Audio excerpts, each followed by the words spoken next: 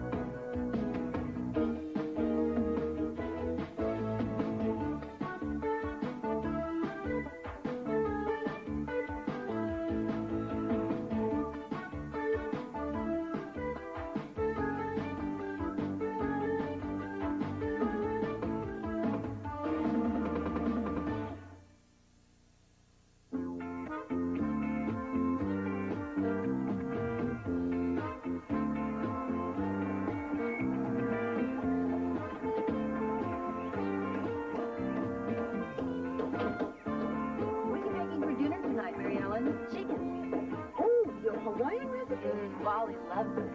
Listen, Mary Ellen, I got to hand it to the boys. When they said they were going to build a treehouse, I didn't think they'd follow through with it. They were so excited last night drawing their little blueprints. It's so nice to see the boys working together without fighting.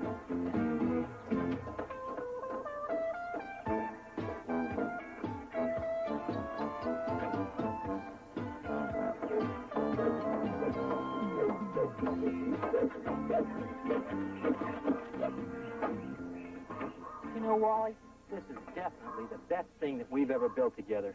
Beaver, that's what you said about that boat we built right before you almost drowned. Oh, yeah. That was great. Remember, we had to sneak me into the house because I was soaking wet.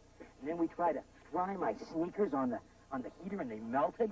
Hey, Beaver, I'd like to finish this before the kids go away to college. Oh, yeah, sorry. You know, Wally, this is exactly why I came home.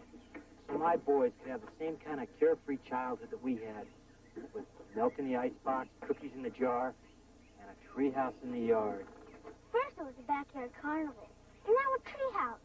Where does Dad come up with all this stuff? Probably from all those books he buys on how to make sure your kids don't hate you. Uncle Beaver really believes that stuff? I don't know. They cost so much, I think he kind of has to. You know, a treehouse might be okay. We can go up there and spit on our enemies. Oliver, that is gross. This kid's got a point. A guy could do a lot of stuff up there he's not allowed to do in the house.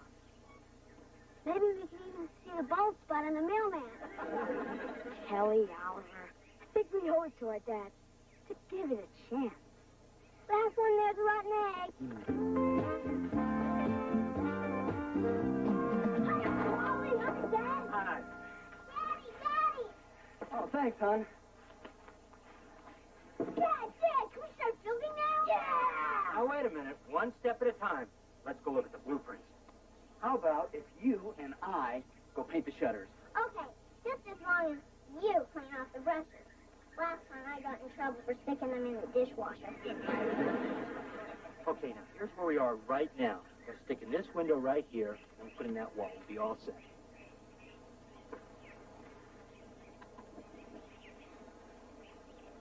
Hey!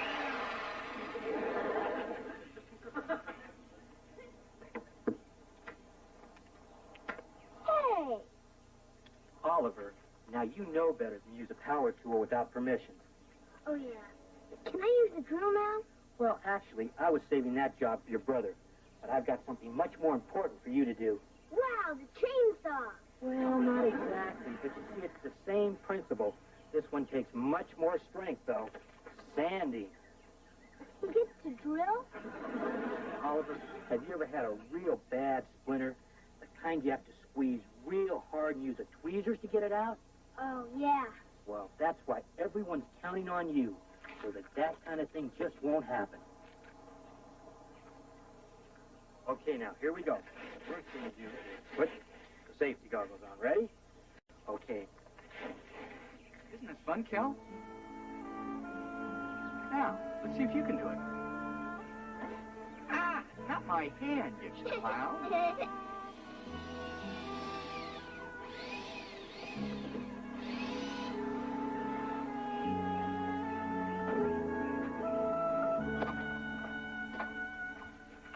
Oliver, I thought you were outside working on the treehouse. They don't need me. Ah, don't be silly. Of course they do. Mary Ellen's out there right now sandpapering. Grandma, how old were you before someone let you use a power drill? 47. You see, I bought this big tiki mask at a charity auction. And your Grandpa Ward said he had no intention of hanging it in the living room, so I did it myself. Broke 3 nails doing it, too. 47? Do I gotta wait that long? Of course not. I guess you've never built nothing with my dad. He still treats me like I'm a baby. Oh, come on, you're exaggerating. I am not exaggerating. He won't let me use the drill. He won't let me buy my own clothes. And whenever we go out for dinner, he still orders for me. Oliver, you're only 9 years old. One of these days you're going to do those things by yourself. Until then, will you be a good boy? Take your shoes off when you're lying on the bed?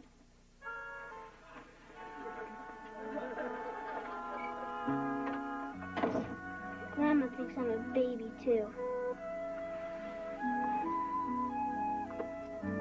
Down, set, up 1, up 2, up 3, hike.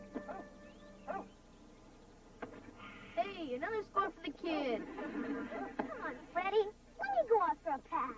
I wish I could, Spud, but the sheer velocity of one of my passes would stunt your growth. Come on, he's having a rough time at home, so lay off, huh, Freddie? Yeah, lay off me, Freddie. Down, Fido. Look, it's not that I don't feel for you, kid, but you gotta stand up for yourself. If my old man gave me any guff, I'd... Good afternoon, sir. Hey, hello, son. Well, if it isn't the Cleaver brood. Gee, I see your dad's still giving you haircuts at home. Next time, tell him to turn on the lights. Why, Dad, I didn't know you were home already. Yes, Frederick. I thought this afternoon would be an excellent opportunity for us to spend some quality time together. So, you want to watch the game with me, kid? Another time, perhaps. I'm entertaining. Suit yourself. Oh, and don't be making any plans for this weekend. More quality time, sir? No, more a lesson in responsibility. Come on.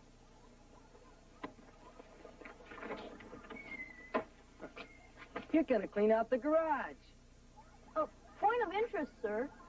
Are you aware that most experts agree that the best way to teach responsibility is by offering an incentive? You want an incentive? Clean out the garage or you're going to military school. Well put, sir. Oh, Dad, if they call from the construction site, shall I say that you're out shopping for materials or visiting an injured worker? All right, kid. How much do you want? Oh, I'm far too modest to put a price tag on my labors. $3. Surely you jest. 5. 10. $7.50. Deal. You know, kid, you're all right. Thank you, sir. Who's he kidding? Oh, Kip.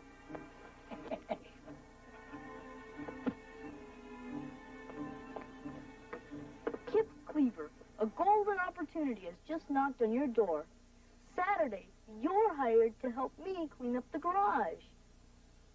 Forget it, Freddie. You're not going to sucker me into doing your dirty work for you again. It's your loss, Hoss. I'll help. I'm a hard worker. I can do anything just as good as Kip can. Except eating a banana in one bite. Maybe I could use a spunky little guy like you, but I hope you realize child labor laws prevent me from paying you full scale. How's $1.50 sound? Ollie, you got a deal.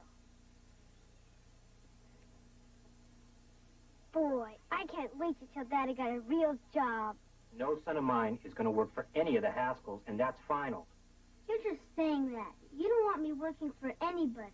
Oliver, when your father says no, you're going to have to learn to respect it. Thanks, Mom, but I can handle this. Son, you've got the rest of your life to work. Now's your time to play. That's why we built the treehouse. Treehouses are for babies. I'm not never going up there. Oliver, before you say anything else that you really don't mean, I want you to understand I'm doing this in your best interest. How come every time you have my best interests in mind, I don't get to do something that I want? Oliver, right now I think it'd be in your best interest if you were excused.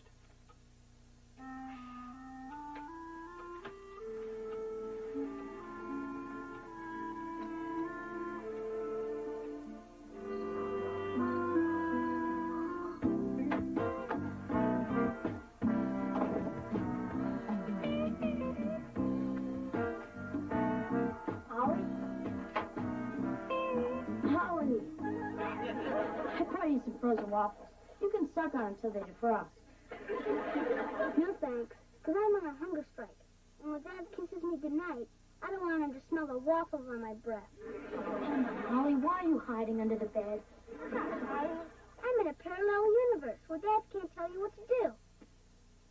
What's the big deal about working at Freddy's? Once a guy gets paid to work, his dad can't make him leave the door open when he takes a bath. Yeah, I guess I kind of forgot what it's like being a kid.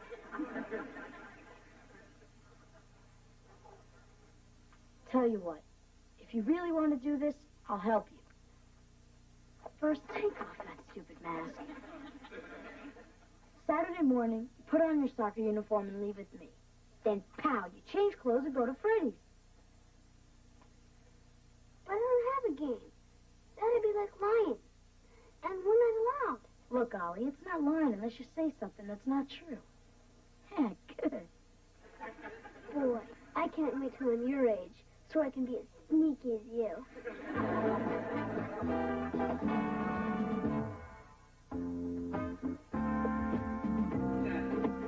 2 birthday parties in one day.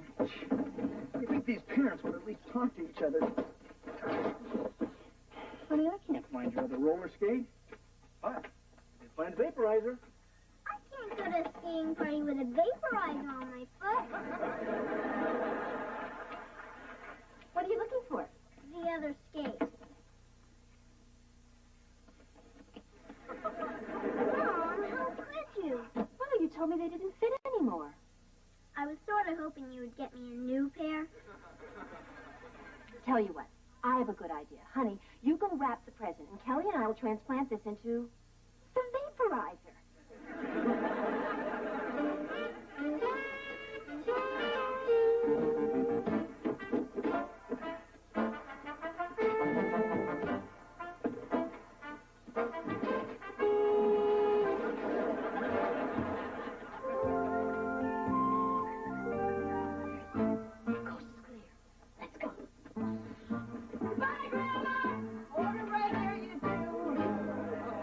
Get away with this. Now, I'm surprised at you, Kip. Letting your brother go out without his jacket. Yeah, Kip, you've got your nerve. Thanks for reminding me, Grandma. Here you are. Have a good game. You too. Bye. Bye. Oh, boys, you wear those jackets. Don't just carry them. Hey, Wally, great idea. Let's say we take the kids for a pony ride, head over to Burgerland for lunch, then to the amusement park at Belport. No, thanks, Beaver. I'm getting along fine with my kid. This isn't a bribe, Wally. Oliver and I are just having a little disagreement and... All right, it's a bribe. Hey, look, Beaver. When Kelly and I get on each other's case, I'll buy her a Buick. Just take some time and we talk it out. Yeah, maybe that would be a better idea. Too bad. I was really looking forward to the Dragon Coaster.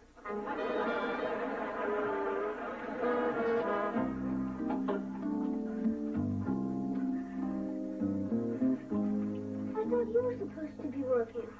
I am working. It just doesn't look like it because I'm management. Hey, Richard, don't change the channel. Hey, and I was all set to come out here and chew you guys out. The place is really starting to shape up. Please, sir, stop before your plaudits swell my head. I wasn't referring to you, Junior. Now give the kid a hand. You've read my mind, sir. I gotta get back to the tube. Important game, sir? It is for you. I got your entire college fund riding on this.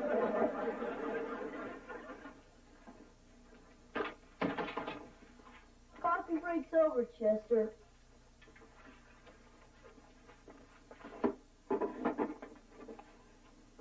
You climb up and I'll hand this junk to you.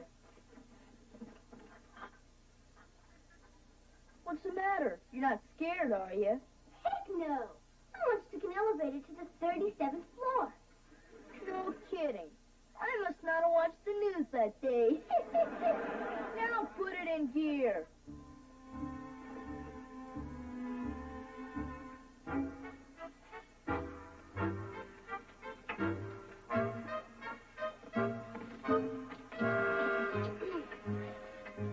What's in here? My dad's ashtray collection. He's got one from every restaurant he's ever eaten at.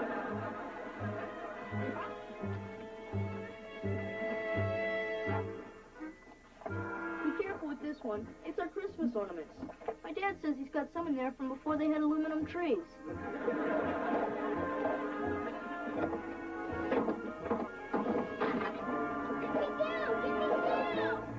Keep your pants on. I got you. Let go. Oh.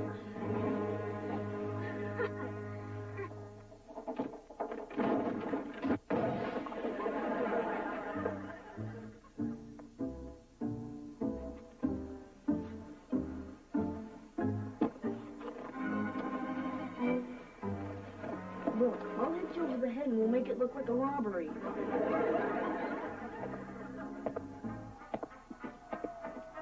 So what are you guys doing out here? Slam dancing?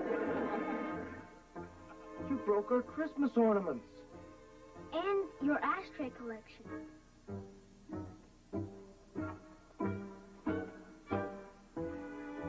Frederick, go wait in your room. Yes, sir. I'll be in at halftime. Well, what are you waiting for? World peace? Well, I'm supposed to get paid. Paid? Your old man's gonna pay for this. And if he's got any brains, he'll take it out of your hide.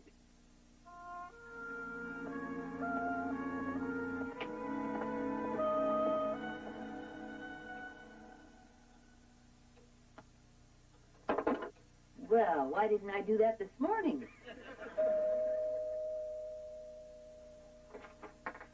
Good afternoon, Mrs. Cleaver. Why, that's a lovely... Why, Mrs. Cleaver, I do believe you're wearing slacks, and I must say they do become you. Eddie, Yes, Mrs. Cleaver. put a sock in it. Hi, Mom. I don't. Eddie. Ah, Theodore, just the man I wanted to see. Now, it's not the money, mind you. It's just that the only way that young Oliver is going to learn from this is if he has to pay for the damages he did in my garage. What damages? What damages? I don't understand. He had a soccer game this morning. No, Mom. I think that's what he wanted us to think. Look, I'll be honest with you. My Dallas Cowboy cheerleader Christmas ornaments were nice, but they only had sentimental value. On the other hand, my ashtray collection was priceless. Eddie, how long ago did this happen? I don't know, hour and a half, 2 hours. Fell asleep during the game. He isn't home yet. I'll go find him. I'm going to call his friends. Hey, wait up, Beaver. I'll come with you. It's the perfect excuse to get out of going to my wife's junior college graduation. Goodbye, Mrs. Beaver. Oh, yeah. Goodbye, Eddie.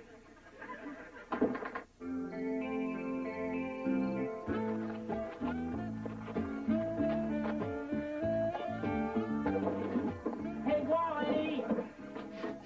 Right here. No luck. You check the dugout over at Metzger's Field? First thing. How about the underpants over on Maple Street? Don't you think I know where kids hide in this town? Where could he be? How should I know? I can't even find my... Ah, found it. Great. No batteries. Oh, Kelly, good. Listen, sweetheart, will you run upstairs and take the batteries out of your Easy Bake Oven? Dad, can I ask you something? Later, honey. Listen, I really need those batteries. Okay, but it's gonna ruin my butt cake. I just don't get it, Wally.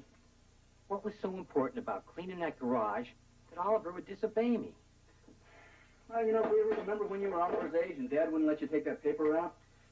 All I remember was he was right and I was wrong, and I couldn't face him for days. Well, I think that's what's happening to Oliver right now. You know, sometimes you try so hard to be a good parent that you forget what it's like to be a kid. Here, Dad. Oh, thanks, honey. Sorry about your cake. Dad, if you promised to keep a secret, but then you thought it was more right to tell, would it still be snitching? Kelly, do you know where your cousin is? Oliver, are you up there?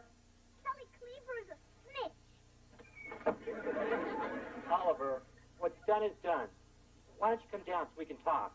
I'm not never coming down until I die. Maybe not even then. Ollie, I'd really like to talk to you. Man to man.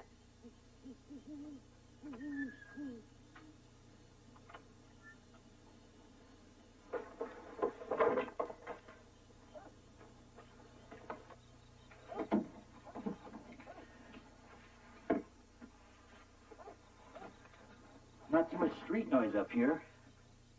How's the ventilation? Dad, you can start hollering at me now. Oh, that's not why I came up here. Just give me psychology, huh? No, nothing tricky like that. Oliver, disobeying me was wrong, but I think I know why you did it. And you're not the only one at fault here. I messed up too. You did? Yes.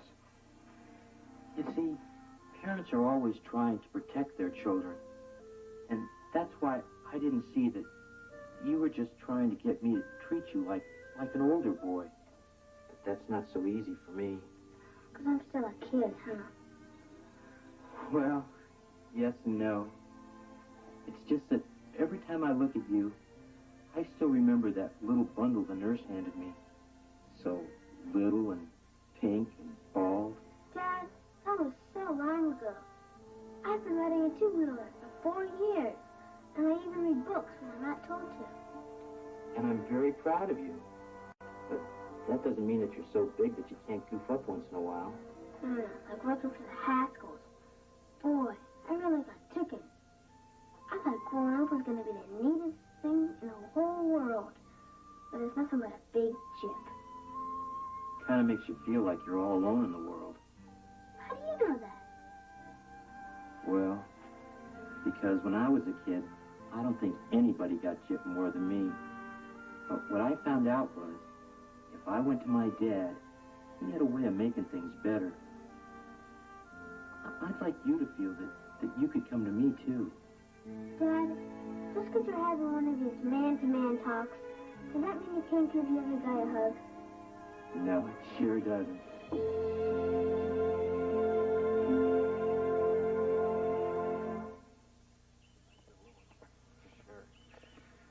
Kids change so fast.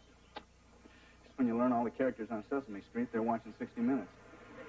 They're in such a hurry to grow up. I remember we were too. I guess it's hard for kids to imagine that there'll be times when they wish they could just spend their days fooling around in a treehouse. You know, Beav, you're not such a little goof after all. Yeah? Whoever said I was? Everybody.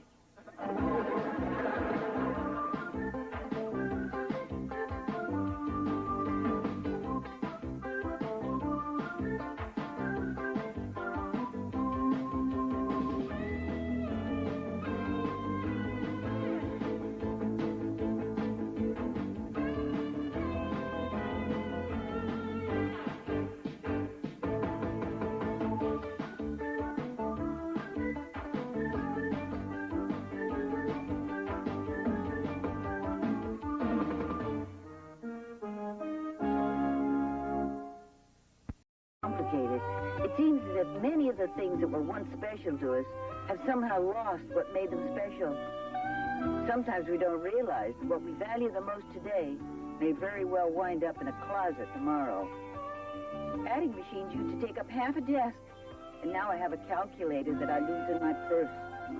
I wouldn't even bother recalling hemlines and hairdos. But one thing that always manages to keep its head above water is tradition. The glue that holds a family together. It's a glue that's only as strong as the commitment given to it. And its toughest test is when someone feels a need to find their own way. And that's what our story's about in this episode of Still a Beaver.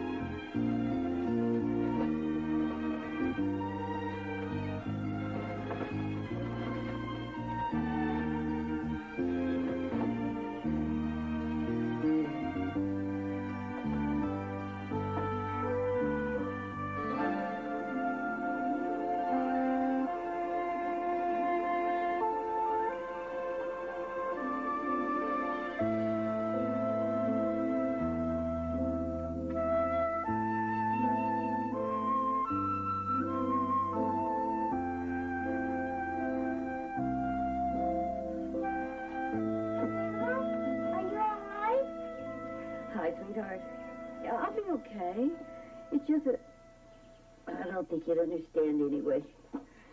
Try me. Mom says I'm too smart for my own good. Well, woman to woman, I was thinking about your Grandpa Ward. You miss him? Yes. Especially around the holiday time. You know, there was nothing he liked better than to have his whole family together. You kids and your folks and your sister. Aunt Gloria? I like her. She's my cheek pincher. That's why I like her, too. I wish she hadn't moved so far away. Grandma, I promise I'll never move away. Except for summer camp. Oh, love you, Kelly.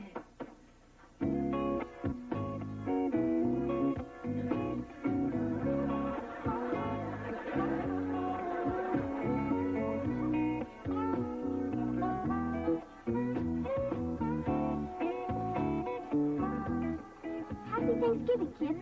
Thanks, I hate to break this to you, Ollie, but just because you put on your good suit doesn't mean you're going to get out of taking a bath. I already took a bath. Want to smell? No, thanks. I'll take your word for it. No, you should try on your suit. No need, because at Dylan's house, they don't care what you wear to dinner. And get this, we're going to watch the football game while we eat. Wow. And it gets even better. We're going to have dessert in the hot tub. There's no way Dad's going to let you spend Thanksgiving at someone else's house. He's just got to. I'm not just begging like a little kid. You saw my proposal. I covered every objection he could possibly have. Oh, yeah. It was real good. Only it's too bad the E wasn't working on Grandma's typewriter. Don't worry. I'm sure he got the gist of it. How are my guys today? Happy Thanksgiving, Dad. Ah, thanks, Al. Oh, boy, do you look terrific. Why don't you go down and show your grandmother how good you look? Are you trying to get rid of me? Oh, in a word, yes. I told you. Dad, did you read my proposal? Well, I certainly did, you know. Now, it was a little hard to read because of the E's, but I have to admit that your grammar and typing have gotten a lot better. Thanks. Then I can go. Well, let me just say that I really appreciate the thought and the maturity that went into this effort. In other words, I'm stuck here all day. Hey, well, let's not get that attitude. You know, this is supposed to be a special day. Dad, I'm not trying to be fresh or anything, but I don't think it's special to have to listen to Lumpy Rutherford grouse because he's sitting at the little table, or listen to his dad make with the over the lips, through the gums, look out stomach, here it comes. Always makes me laugh. That's because he's your boss. I know it's important to you to be with your friends, but I think it's more important for you to be with us. If that's what you really want, you got it. Thanks, son.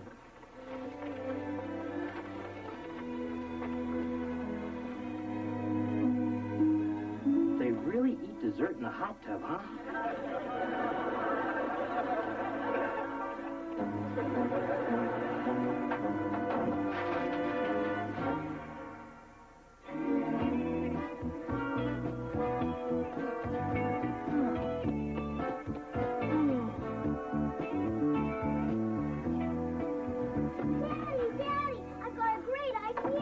Wait a minute, wait till the feeling comes back to my legs. We don't have time for that. You see, I went to help Grandma in the kitchen, but she was sad because she misses Grandpa Ward and Aunt Gloria.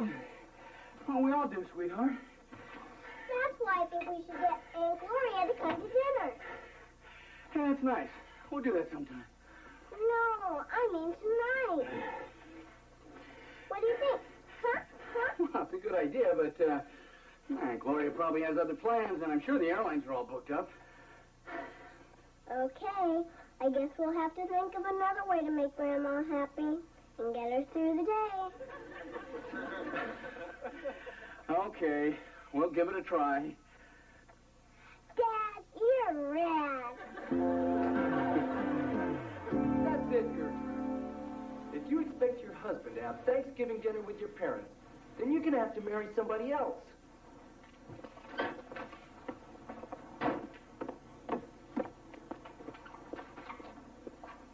Dad, wait.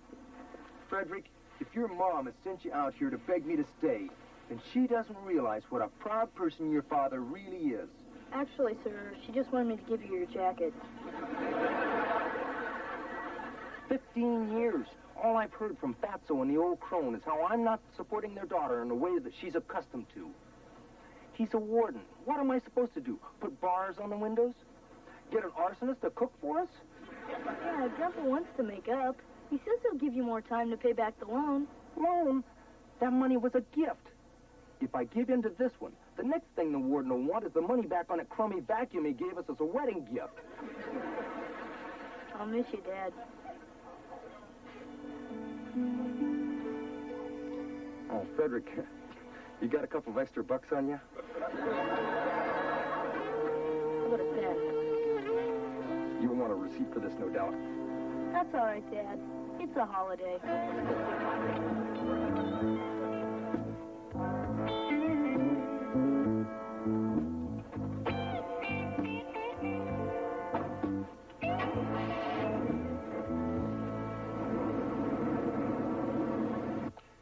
Now, if we pull this off, you got to promise not to tell anybody, okay?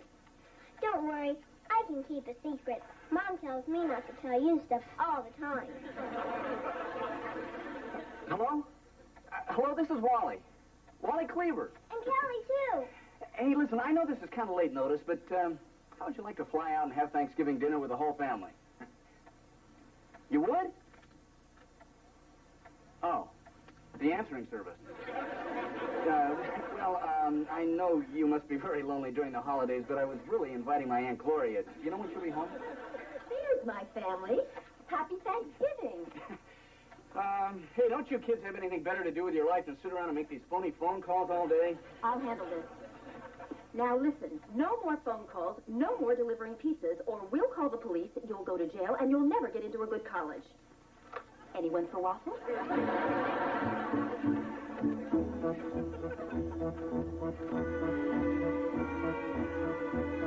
are you doing?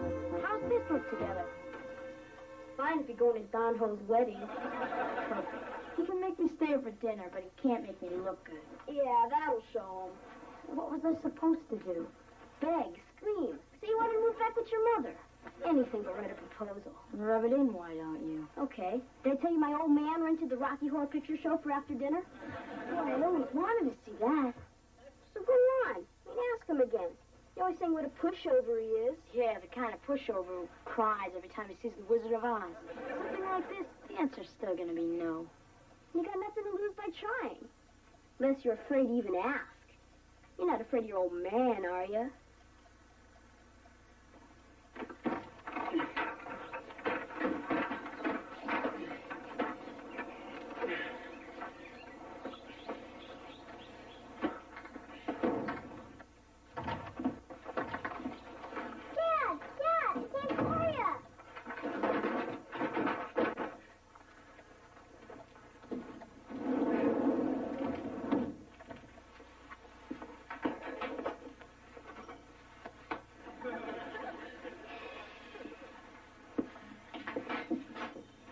Hey, Dad, nice gloves. Dad, I know we talked about this before, but I really feel I'm going to be missing something if I don't eat at Dylan's. If you feel that strongly about it, you can have your dessert in the bathtub.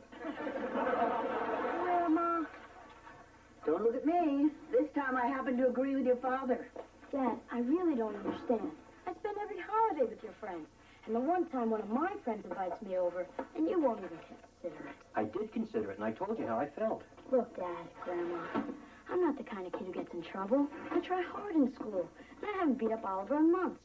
Even though a couple of times he was really asking for it. Why are you making me stay here? Kip, you act like spending Thanksgiving with your family is some kind of punishment. It's not that. Just that I feel I'm old enough to make some choices of my own. Especially something like spending a few hours at a friend's house. Kip, I'm afraid as long as you're living in this house, you're going to have to abide by your father's decisions. That's right. And when you get to Dylan's house, I want you to thank his parents for having invited you over, wash your hands before you sit down, and wait a half hour after you eat before you get in the hot tub or you'll get cramps. You mean I can go? That's what you want, isn't it? Yahoo! Have a nice Thanksgiving.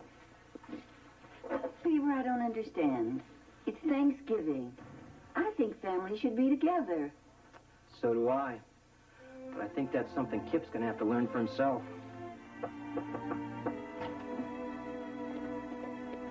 The Rutherfords. Happy Thanksgiving! Kip had the right idea after all. You little posies.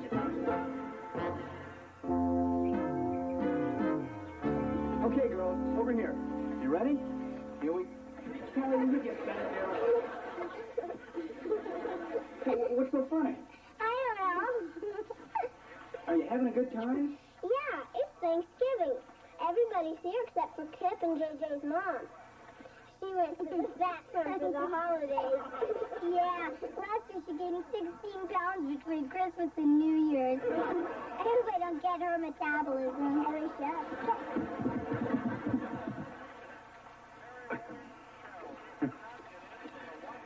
Hey, guys. Who's winning? My bookie. Why don't you get some new material? Well, who are you, Rex Reed or something? No, I'm sorry. I'm just mad at myself for letting Kip go to Dylan's. Hey, no, Theodore. You did the right thing. You're a terrific father. Do you really think so? Sure. My dad never let me do anything I wanted, and I resent him for it. Come on, Lump. That was a long time ago. Oh, yeah? I had tickets to this game, and he made me come here.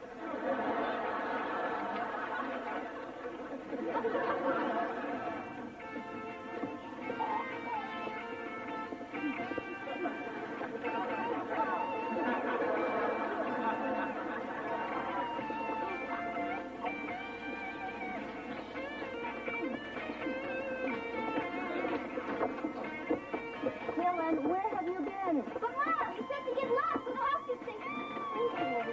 I didn't mean all day. Come on in and get cleaned up. And you better be getting home too, Kip. Oh, he's eating with us tonight, Mom. He is. You know you're welcome here anytime, Kip, but on Thanksgiving we like to have just the family. It's sort of a tradition. Hey, Mom, what is this jive? Maybe next time you'll ask. You, inside. I'll see you later, Kip. Okay, bye. Hey, man, I'm not going to let this pass. From now on, I'm going to make their lives miserable. Thanks. Maybe I could do the same for you someday. Dylan! I'll call you in a half hour. Don't bother. After I beg to leave, how can I go home? Hang in there, bud.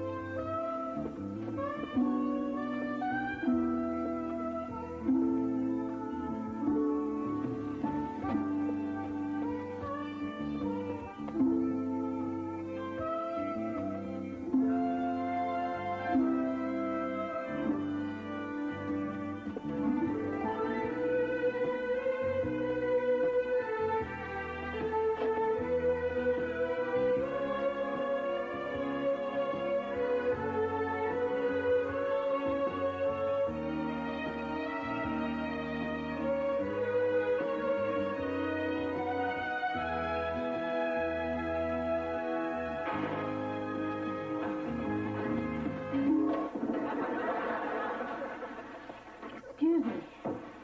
Can I have a grilled cheese with tomato and a glass of water? Change that to a turkey sandwich and a milk. Put it on my bill. Hey, Chef Boyardee, let's move it, huh? If I wanted indifferent service, I'd have gone to a good restaurant. Thanks a lot, Mr. Haskell. Yeah, no sweat. Hey, what are you doing here? Freddie said you were supposed to be eating at Dylan's. I was. Yeah, what'd you do? Put the moves on his big sister? Actually, Dylan's parents decided to disinvite me. Hey, that's pretty low. Even I wouldn't do that. I don't even know how I ever get into messes like this. It's in the genes.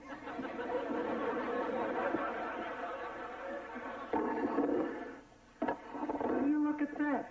She get more turkey at the rescue mission. They're free or poppy seeds. What a dive. At home about now, all you can smell is the rolls cooking. Oliver and Kelly be making puppets by putting olives on their fingers. Pretty soon, Grandma will bring out the turkey, and Mr. Rutherford will crack everybody up with that funny toast. Over the lips and through the gullet. You know what I'm doing? I'm playing the world's saddest song on the world's smallest violin. Look, if that's the way you feel, quit boring me and go on home. I can't. If my dad found out he was right this time, I'd never hear the end of it. Maybe not, Squirt. You know the old Beaver. He may not be Obi-Wan Kenobi, but he's got a big heart and a real forgiving nature. Think so? He's still talking to me, isn't he? But you know, the longer you let it slide, the harder it gets to admit you were wrong. I guess you're right. Thanks a lot, Mr. Haskell. I appreciate it. Hey, Sam, don't go spreading it around. I got a reputation to protect. Get out of here. No.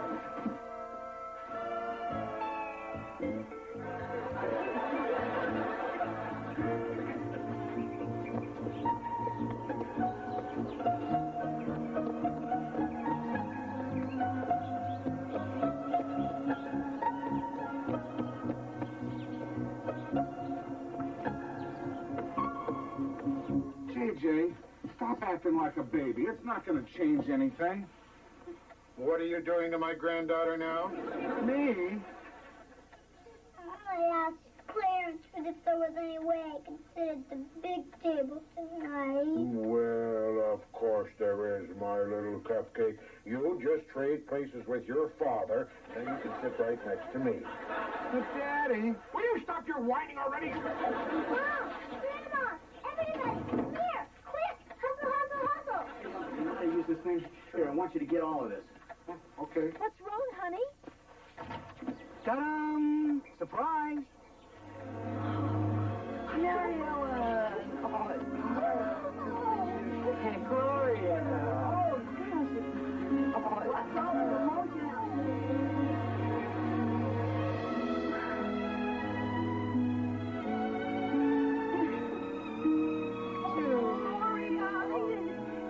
It's been so long. I'm so happy to see you. Oh, gosh. Who's responsible for this little surprise? It was my idea, except Daddy paid for the plane ticket. Well, I thank you both. You too. Mm-hmm. Beaver, where's Kip? Well, you see, I kind of let him, Here I am. Look how handsome you look. Oh, wow. Well, now that we're all here, shall we eat? Right, good idea.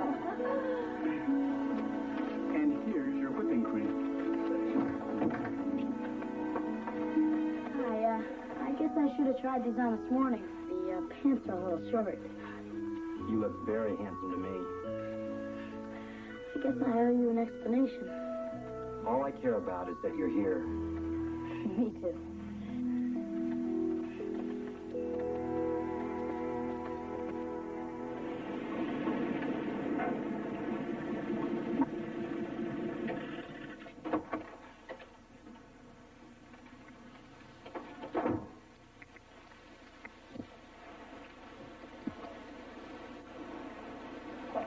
No, don't let me interrupt. I was just passing by and... No, actually, I'm here to straighten things out about the money. Because I sure never wanted to screw up on you, sir. You see, Warden, the only time my old man had any use for me is if he needed a target for hollering practice. And you've never been anything but great to me. I remember when we were first married and living with you guys up in Leavenworth. That whole summer, we just sat out on a porch, listening to the dogs bark, talking the night away. I've missed you, Warden. I swear I'll pay you back someday. But until then, I'd just like us all to be together again.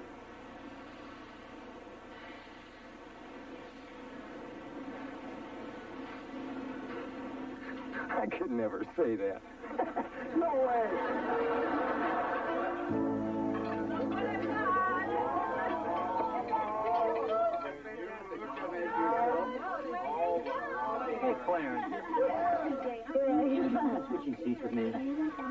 Thanks, Theodore. Just Vanessa, I'm going to see about getting your office heated. I said, I'm going to take you. Doesn't it look good? I'd just like to say how happy I am that we're all here today. And, you know, I think it would be a nice idea if we all joined hands and give thanks. Because at a time when people seem to be drifting apart, our family and our friends keep growing closer.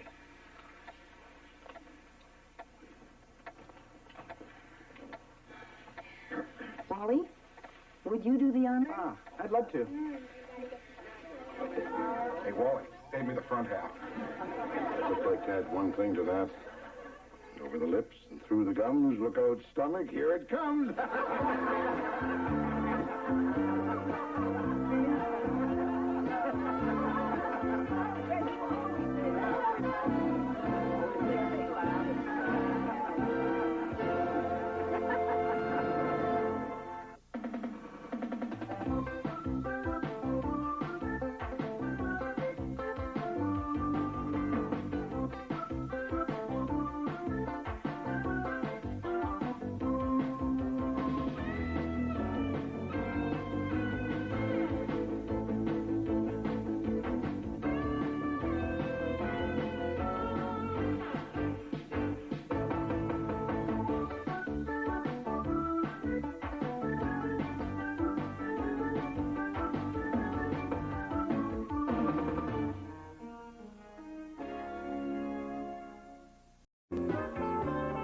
Of all the values we Cleavers try to teach our children, some, of course, are more important than others.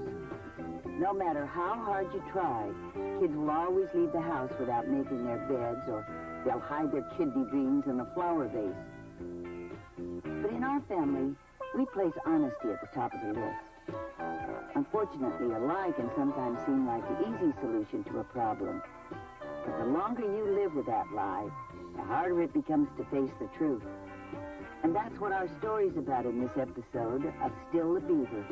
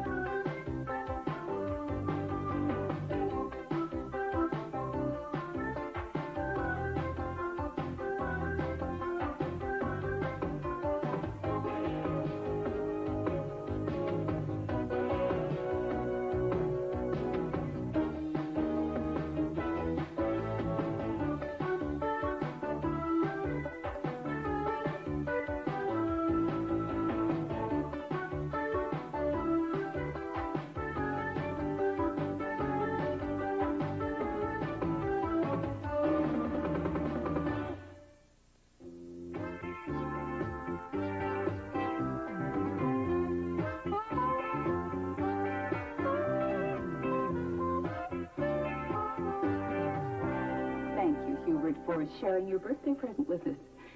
Well, class, while that may have been difficult for some of us, there's a tremendous scientific value in seeing a real calf's brain. Hubert, next time you have something disgusting to share it with me first.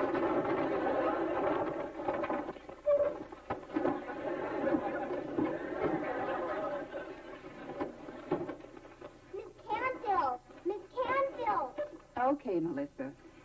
Let's remember now, the important thing is how much joy something brings, not how much it costs. I'll try, Miss Cancel. Today I'd like to share something very special to me. And they're just about impossible to find in Mayfield. But my father went to New York on a business trip and brought me home. If it's another ceramic course, I'd rather see cow brains. My very own mulberry bush doll. Boss! Big deal. Isn't she beautiful? And she's even more expensive than my Cabbage Patch doll. Sorry, Miss Campbell.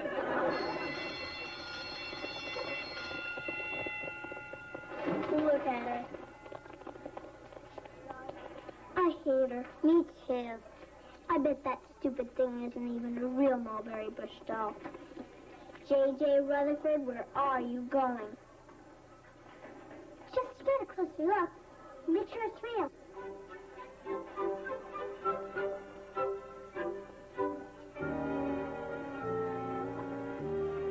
Traitor. It was the most awesome video. The guitar player goes into this solo. And wow! Then the guitar turns into this humongous snake. Then the whole band becomes spiders eating young flies. Grandma thought it was different, but my dad's making it sound like concert tickets. Quick, hide me, kid. How'd you for what? That. Get serious. She won't leave me alone. She's supposed to kiss me all day. She's sick. You're on your own.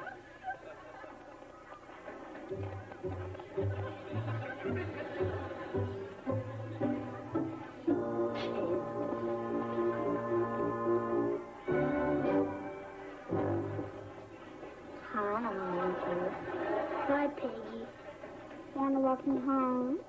Yeah, but, today's my day to take down the flag. All right.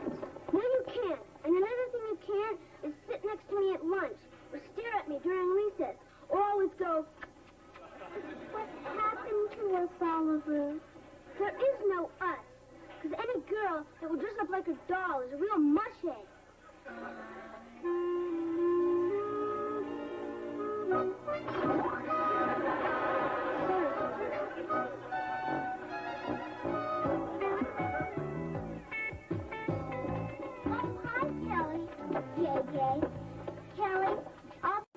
Girls are coming over to play with my doll. My mom says I should even be nice to unpopular girls. So, you're invited too. Why would I want to play with your mulberry bush doll? Well, since you don't have one of your own, it's the next best thing. I do too have one. I just don't have to brag about it. You're lying, Kelly Cleaver. Am not. R2. Am not. Okay, prove it. Bring it to school on Monday. Well, okay. You all heard her. Monday. Perfect. Enjoy your weekend, if you can. Kelly, how could you say something so stupid? I don't know. I just opened my mouth, and that's what came out.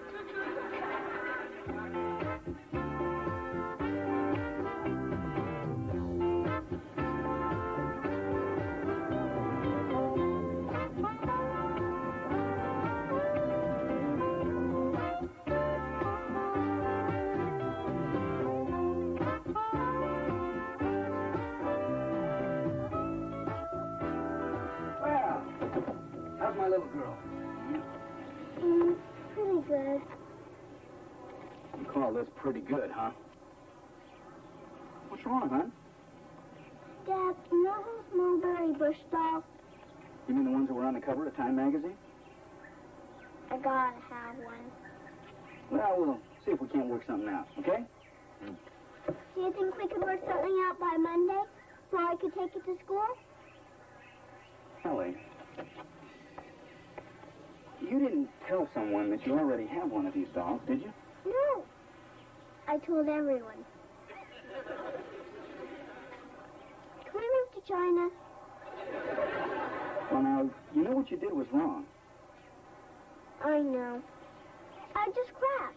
It's not Melissa again. Well, I don't approve of what you did. But, there's no law that says a father can't spoil his little girl now and then. Oh, Daddy, I love you. And you don't have to buy me another present for the rest of my life. You really mean that? Probably not.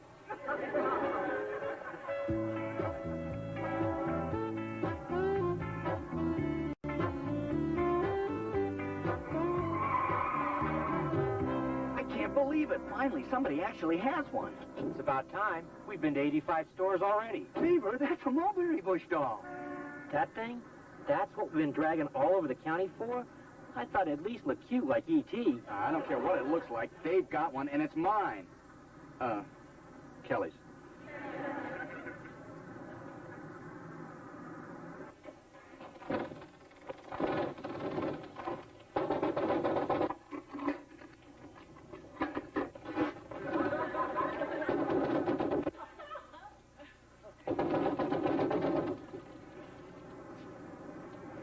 Oh, thank goodness. Hey.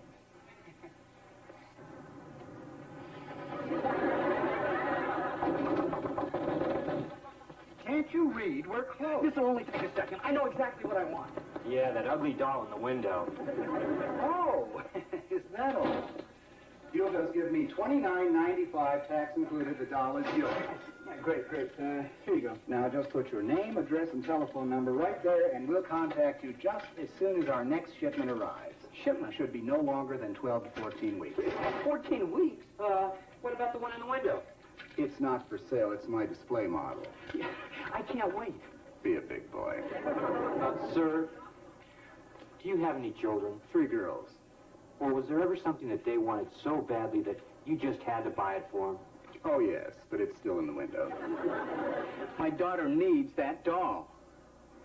My daughter needs braces. Perhaps we could work something out. That's bribery. I prefer to think of it as the law of supply and demand. I promised my little girl one of those dolls, and you are going to sell it to me at the suggested retail price, or you and your daughter are going to need braces. Wally, now wait a minute. Do you want to get disbarred over a doll? Beaver, I went to school for 7 years. I took an oath to support the law. Do you want the ugly doll or not?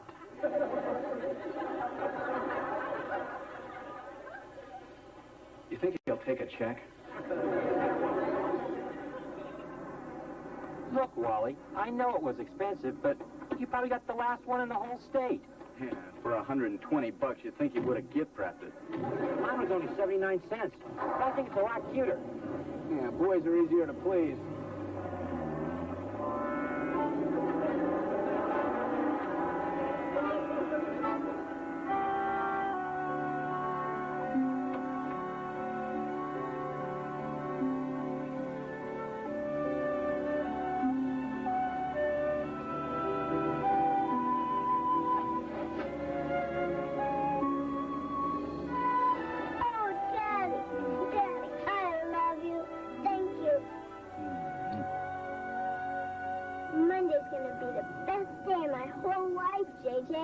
When Melissa sees this doll, she's going to want to crawl under a rock. That's where she came from. I've got the best dad in the whole world. Yeah. Clarence said I couldn't have one of those dolls until my grades came up and he got a new car. Don't your parents mind you calling them by their first names? I think Letitia does. If Clarence doesn't care what I call him as long as it isn't Lumpy. Kelly, hurry. A car just crushed the fire hydrant, and you can get wet from all the way across the street. Come on.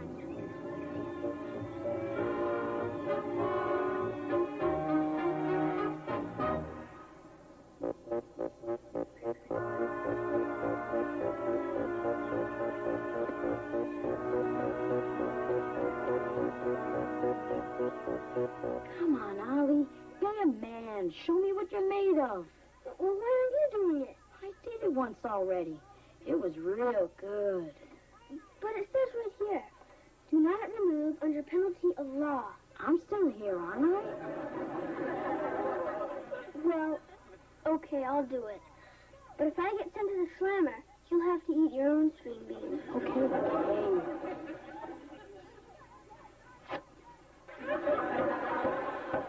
He made me do it! My life is over. I lost my dog. Big deal. I just broke the law. You don't understand. After all my father went through to get that doll, I'm going to be locked in my room for the rest of my natural-born life. At least you won't have to face the kids at school on Monday. What am I going to do? Tony dog eat it. We don't have a dog. Get Uncle Wally to buy you one. Then we can play with it. Ollie, I've got grief here. Don't have a cow over this, Kelly. There's got to be something we can do. Why don't you borrow one? I thought of that. But I don't know anyone else who has one. Me neither. Except for that creepy, snail-faced Peggy Morgan. Oh, no. I know what you're thinking. Please. I ain't going over there. Not for you or nobody. I'm not nobody. I'm your cousin. We're family. We help each other. Besides, if you don't go, I'll tell Dad who put the bubble gum in his bowling ball. Oliver, I was surprised to hear from you after you called me a mushhead. It was the end of a rough day. We should have gone around of dolls. Once in a while, I'd like something else, but my parents have no imagination. Oh, this is pretty fancy stuff, huh? Thank you. I only bring these plates up for special occasions. For every day, I use Flintstone-ware.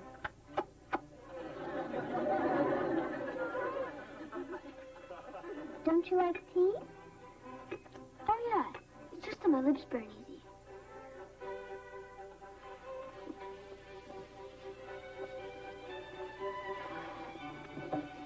So, tell me about yourself. Well, first I was born, then my parents got divorced, and now I'm in 4th grade. Do we have a lot in common? Probably not, because I'm a boy, and I like cars, getting dirty, and dinosaurs.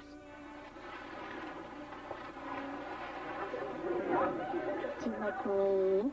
The funny thing about dinosaurs is, even though they were real big, they were pretty stupid. Do you like me? Oliver, I asked you if you liked me, and I'm not going to ask you again. That's a relief. Don't you just say it? You hate me, don't you? Yes. You're a sappy girl who lives with sappy dolls and drinks sappy tea. And the only reason I was even trying to be nice to you is because my cousin Kelly needs to borrow your sappy mulberry bush doll so her whole class don't laugh at her. And she won't have to move to China. But it ain't worth it. Oliver!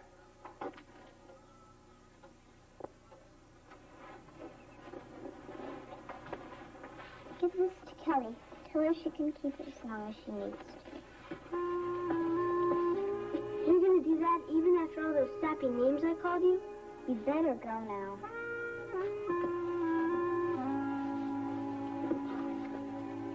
Bye.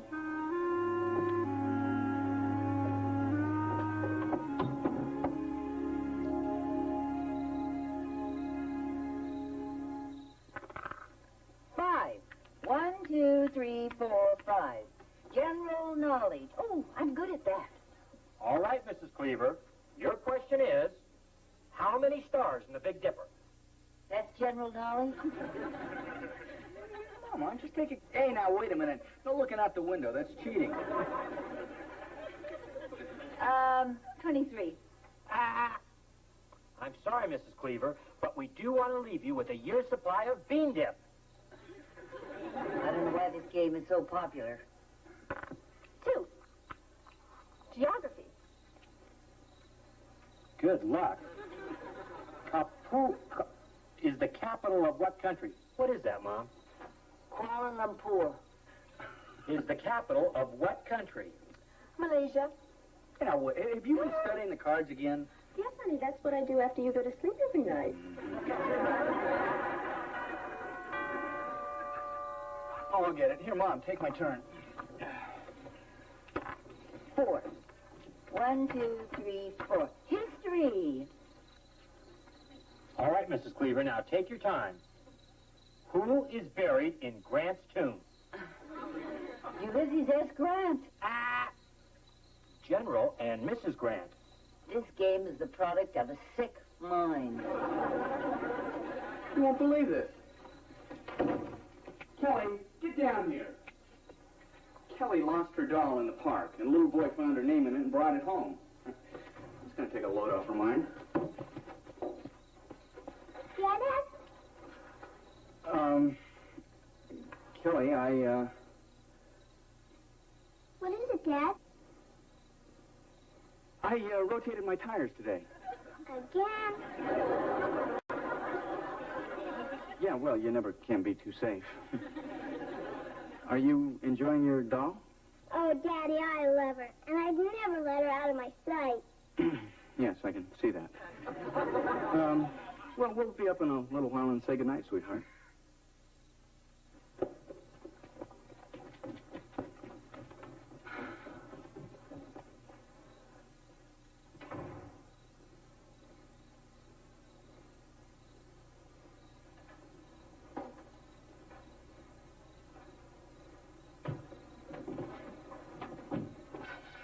Where'd she get 120 bucks for a doll? How much? That's not important.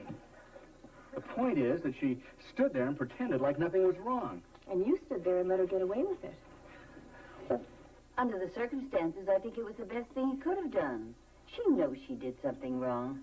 If I know my granddaughter, she'll be down here with a little confession any minute. And if she doesn't?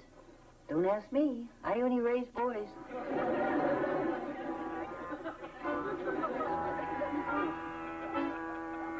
Honey, it's 8:23. How much longer can she live with herself? Now, don't sell her short. She still has 7 minutes to bare her soul and not be late for school. I think that's 6.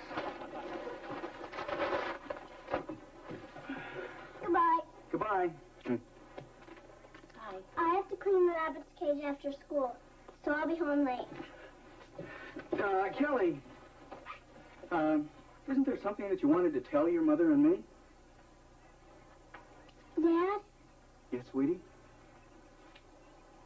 Can I have some lunch money? It's Sloppy Joe Day.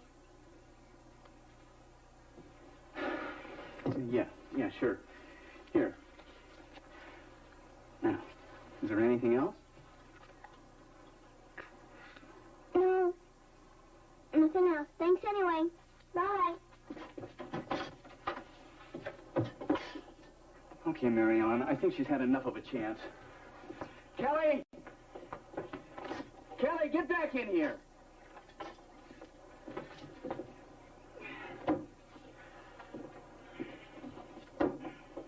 Something wrong, Dad? No. I just didn't want you to leave without this.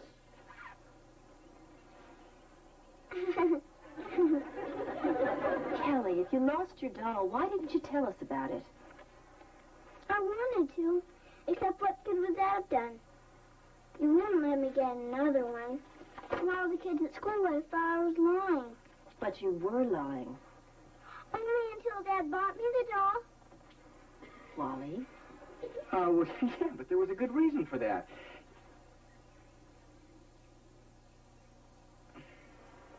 Well, I guess there wasn't. Well, it seems that I didn't set a very good example for you. See, you lied and I rewarded you. That's wrong. I didn't want to lie. But I had to show that Melissa. Sweetheart, sometimes it's easier to lie. Whether it's about having a doll or how much you like your mother's broccoli quiche. I thought you told me you liked my broccoli quiche. I lied. But I make it every week. You see, when you tell a lie, it just keeps spreading. And then you have to cover it up with another lie. Like we did with the doll. But if you tell the truth, it may hurt in the beginning. But in the long run, you won't have to eat green quiche every week. Now, does that make any sense to you? I kind of knew what I did was all wrong. But I was hoping I wouldn't have to learn my lesson until after I showed Melissa up. Could I wait a little longer? That's up to you, Kelly.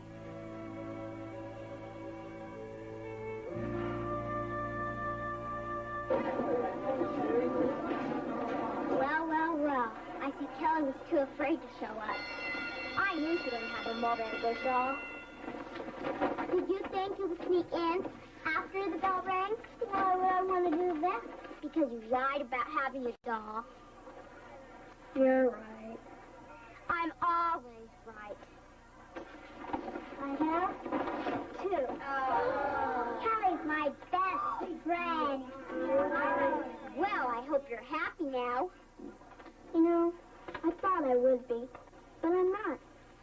You see, I didn't have a doll when I said I did. You lied. Yeah. See, I was right. Yeah, it was really dumb. And I know nobody's going to like me for it now. I will. Except for JJ. But you know, if people only like you for your dolls, then they're not really your friends. And that's all I have to say. Hi, Melissa. Looks like you're going to have to go out and buy all new friends.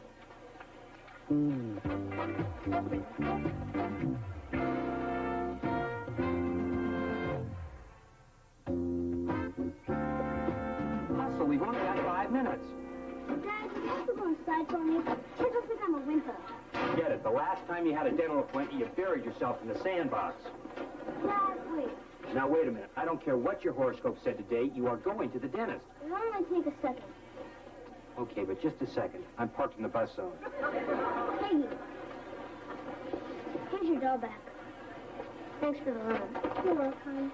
You know, you're really not such a bad guy for a girl. And I probably would like you okay if you didn't always chase me around and go... I guess I have been a little obvious.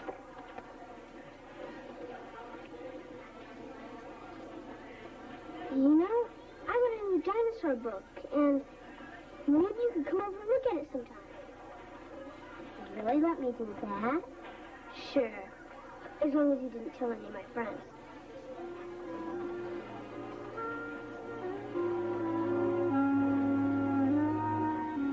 Oliver, that was very nice. I'm very proud of you. Yeah, I figured after that, going to the dentist will be a cinch. What a man.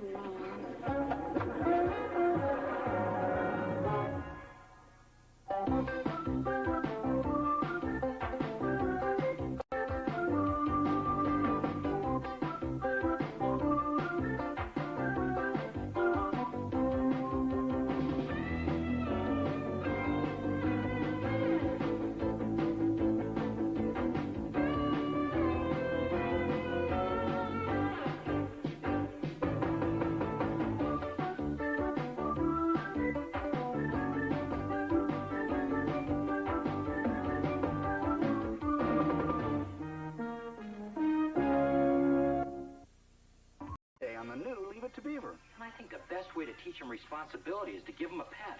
They breed horses smaller than that dog. Dad said our pet had to be small. He didn't say it had to be charming. I'm going to take him home.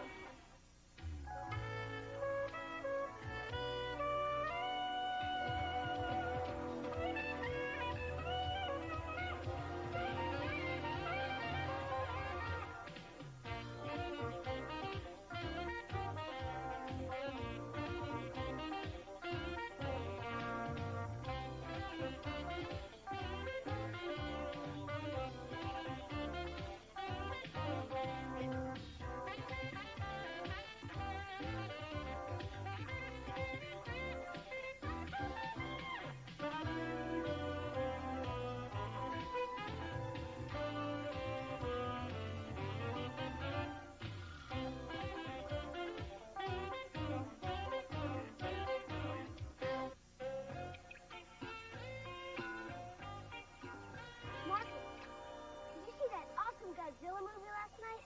No, I got sent to my room for losing a tooth. Just for losing a tooth? Well, it was in my brother's mouth at the time, but I think it was loose anyway.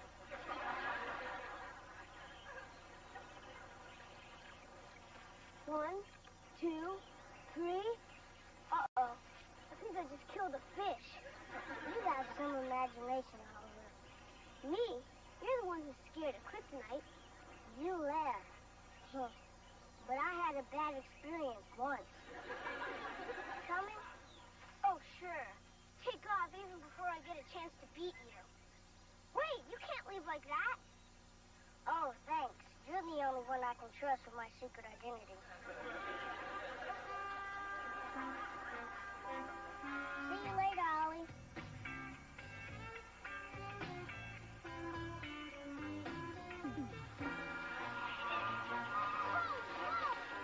Marcus! Wait up! There's a lead out here! Marcus, wait up! 1, 2, 3. Keep it flexed. 4. Body's tight. 5, 6, 7, 8, 9. Tenor and 1, 2. Keep going. 3. 6. Come on. I knew you'd love her. What is this thing doing here? Well, that bankrupt butcher that I represented finally paid me. Dog is all he paid you? Oh, no. No, this is just the first installment. She's gonna have puppies. Maybe we can find out who her friends are and throw her a baby shower. Hey, listen, Mary Ellen, this is no ordinary dog. She's a purebred. Do you have any idea how much those puppies are gonna be worth? Money is not the issue. You're absolutely right. The issue here is security. Sonia is a ferocious watchdog. Check this out. Your money or your life? Come on, bro. Come on.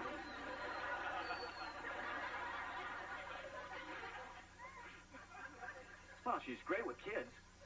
But you know Kelly has allergies. Oh, come on. She got over those a long time ago. Bob, is there a dog in the house? Not for long, Kelly. Hey, look at him, Beaver. A boy and his dog. Now, come on. Is there any greater joy? Well, Kip was happy when we brought Oliver home, too. But after a couple weeks, he wanted to give him back. Oh, hi, Mom. Oh, Grandma, look what Uncle Wally got us. Well, how thoughtful of Uncle Wally. Beaver, did I see you in the kitchen a minute? I knew you'd want to, Mom.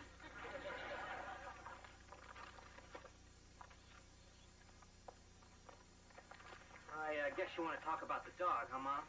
Beaver, whether the dog stays or not, that's your decision. I can always be happy in a condominium. Don't worry about it, Mom. If Wally and I couldn't keep the alligator, the horse, or the monkey, I guess the boys can live without Moby Dogs. Dad! Grandma! I just saw a monster! That's just Wally's dog. No! Down by Miller's Pond! A real live monster! Now, Oliver, you know better than to tell tall tales. Why don't you go get washed up for dinner? I should have known. No grown-up would believe me. In a couple of days, they're going to forget all about having a dog. Dad! Thanks for the neat dog! Wow! Think about it, Mom. Is there any greater joy than a boy and his dog? Yes, a grandmother and her clean house. I hate always having to be the bad guy. No, you can't have a pet. No, you can't watch TV.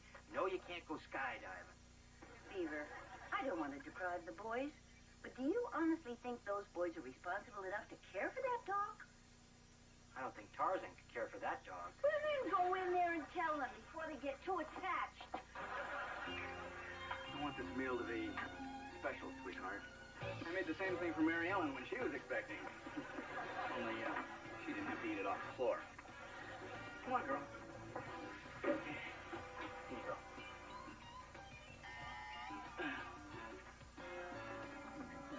Who's there? Dwayne. Dwayne who? Dwayne, a bathtub. I'm drowning. Come on in, Eddie.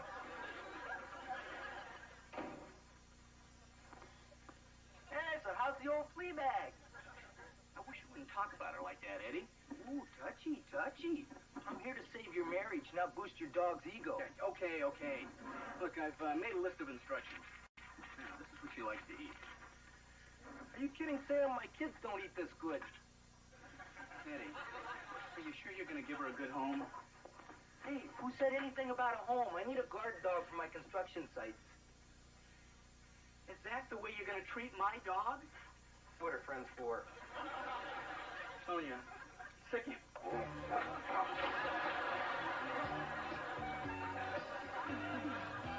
have you been? Out of Noah's pond, looking for the monster. But I think he's kind of scared of me. Well, where you were out fooling around? I got us the pet Dad said we could have. What is it? I'll give you a hint. It's warm, it's furry, and it loves to play. I'll bet I know what it is.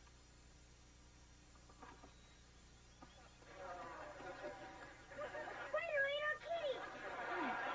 Brain. That spider is our pet. And he's a tarantula, and his name's Mr. T. I have a feeling that's not the kind of pet Dad had in mind. Look, Dad said our pet had to be small. He didn't say it had to be charming. What about Grandma? She wouldn't even let me be Spider-Man for Halloween. You're right. So let's not say anything about Mr. T until we can prove we can take care of him. Good thinking. Does he look hungry to you? Shouldn't be. We split a cheeseburger on the way home.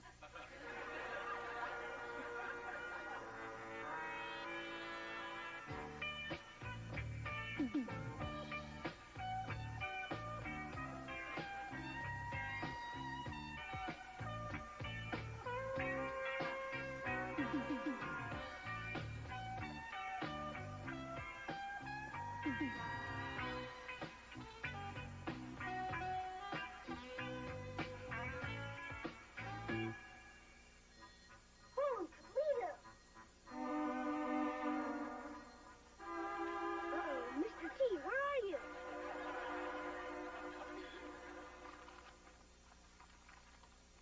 Beaver, would you pass the pepper, please? Sure, Mom. Thank you. Morning. Morning. Hi, Mary Ellen. What do you need? Can I borrow some eggs? Wally's used the rest of ours to make Sonia's Alpo omelet. They're in the refrigerator. Want some coffee? Love some. Well, I finally told Wally, either find a home for Sonia by this weekend or build a doghouse with a guest room for himself. You're going to have an uphill battle, Mary Ellen. Now, Wally's always loved animals. When we had a problem with mice, he locked the exterminator in the basement. Any toast? Help yourself.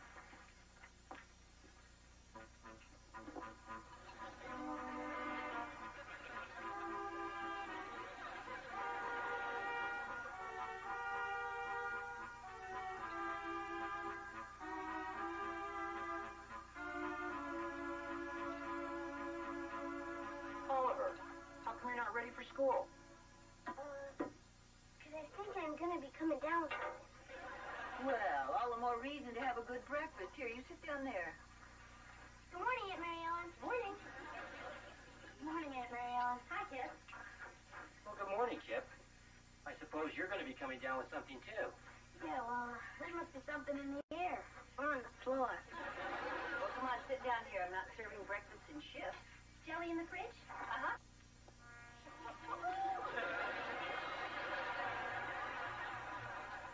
Dad. Wondering. Tarantulas poisonous? Some are, some aren't. What about the one on Aunt Mary Ellen's back? I don't know what gets into your heads. I stick out my neck so that you can have a pet. And you sneak in a creature from a horror movie. But, Dad, nobody got hurt. But somebody could have. The point is, I trusted you, and you proved that you're not responsible. Dad, we promise. He won't get loose again. We'll even put him on a leash. It's too late for that. This little experiment responsibility is over. And so are your chances to ever have another pet.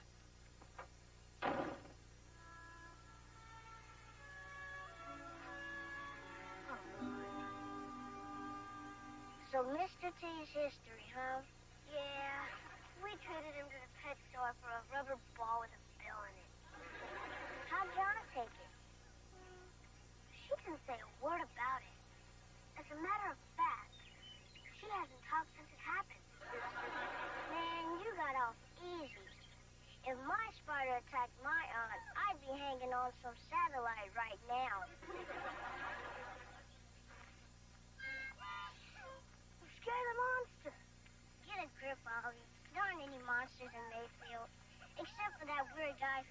himself in the post office.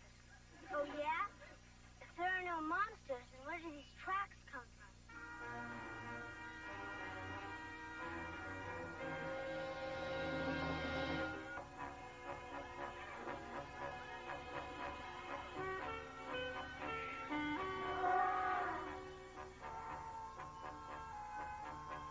What's an elephant doing at Miller's Pond?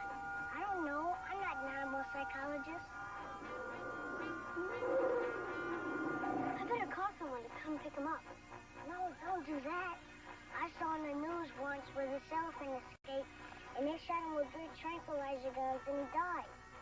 Well, I'm not going to let that happen to him. What are you going to do? I'm going to take him home. Be careful. After what happened with that spider, you'd be taking a chance bringing animal crackers home.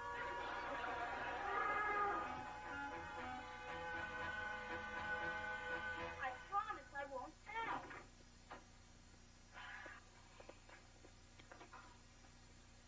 I'll tell him. Sissy, we're going to hurt him and maybe shoot him.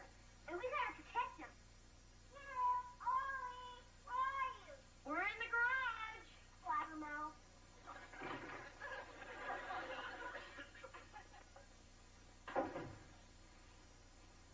Isn't that an elephant?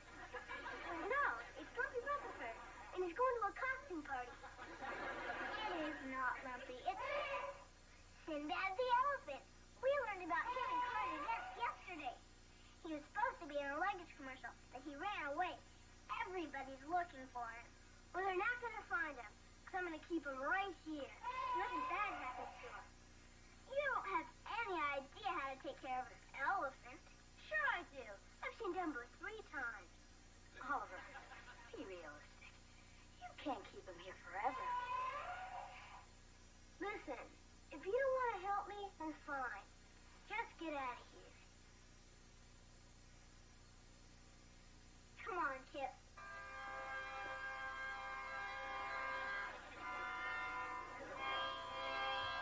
This way good. We're in help. Maybe we could help you until we can figure out something to do with it. Thanks, guys. But remember, not a word of this leaves the garage. Deal? Deal. Deal.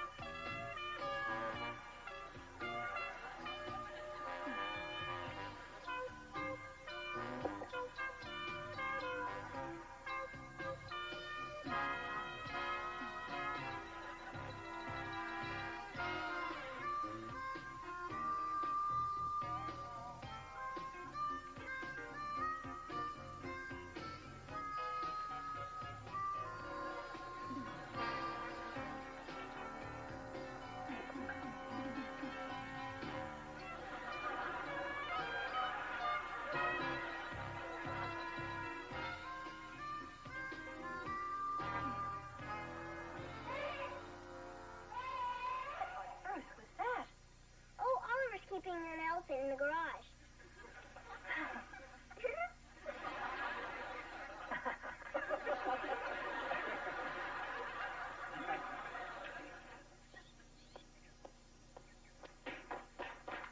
Dad, wait! What are you doing? Why's that door locked? I'm going to mow the lawn. I didn't know how to clear it with you. What are you hiding in there? The truth is, Dad, Oliver found out you returned the tie I gave you for Father's Day. Oh, gee. I really didn't want that to happen. Well, he's in there, making you something really special. And if you saw it before it was done, it would really break his heart. You You've got such a big heart for a little guy. Yeah. You know, here's a couple bucks.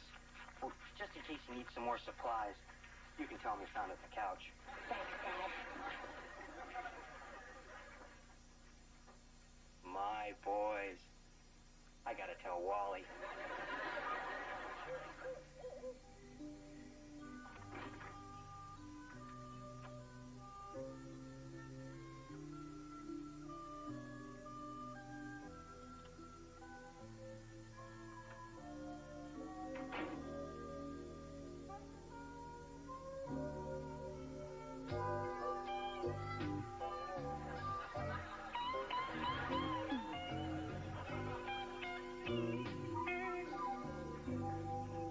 Don't get discouraged, girl. Kelly's allergist says the new breakthroughs are being made every day. Oh, and Mary Ellen is starting to soften. I can see it. It may not be obvious to you, but I've known her longer. Hey, wait a minute. Where are you going? Come here. Come back here. Whoa, big girl. Hey, whoever's in there, I gotta warn you, I got a big dog out here. And I was all county in football.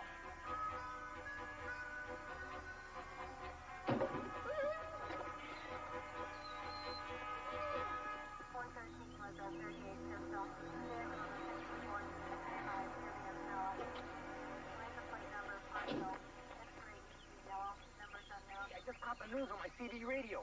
So who you got locked in there, Beaver? The ex-wife? Good morning, Mrs. Cleaver. That's a very becoming robe you have on. Some things never go out of style. Thank you, Eddie.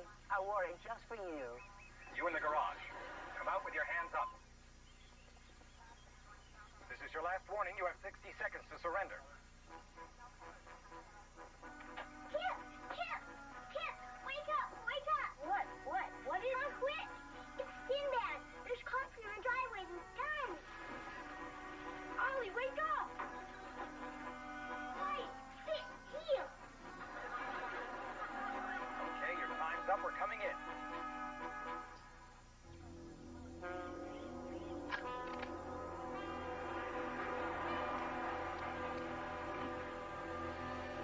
Don't shoot!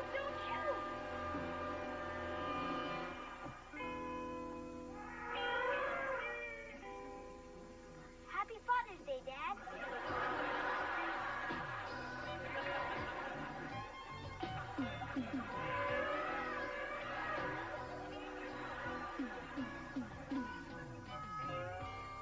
What's Dad making us wait so long for? He's making us sweat it out, so we feel real bad about what we did. The only thing I feel bad about is getting caught. Want to come in, Mom? No, I think you know what has to be done. Somebody's got to talk to those TV reporters. Dad, Sinbad's gonna be okay, isn't he? They're not gonna punish him or anything. No, nothing like that. Why don't you guys sit down? As a matter of fact, the animal control officer said they're going to try to get the owners to put him in a wildlife park. Dad, we weren't trying to disobey you about having a pet or anything. Oliver just happened to come home with an elephant. It could have happened to anyone. We were just trying to protect him. Fellas, please. I know your hearts were in the right place. I was the one that was really off base. Just because you made one little mistake with that tarantula, I didn't think you were responsible enough to care for another living creature. But I was certainly wrong. We forgive you, Dad. Aw, thanks, Ollie. And you know, the next time I tell you that you can never do something again, remind me of the time that I told you could never have another pet. You mean we can have another pet? Well, as long as it doesn't have more than 4 legs and can fit in through the front door. What's the matter, Oliver? I thought you'd be a little more excited. It's hard for a guy to get all sweated up after he's had his own elephant. Yeah, I think I understand how you feel. Why don't you give it a couple weeks? Maybe you'll feel differently. Come to think of it, Freddie Haskell's cobra eggs are going to be hatching pretty soon. But I'll settle for a chameleon.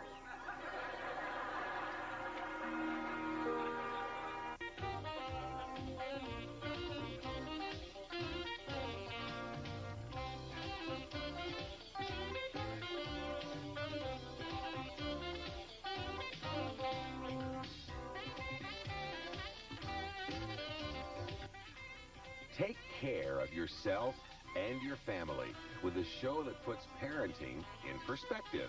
Join Debbie Van Kiekeveld tonight at 9:30 for Positive Parenting, only on YTV.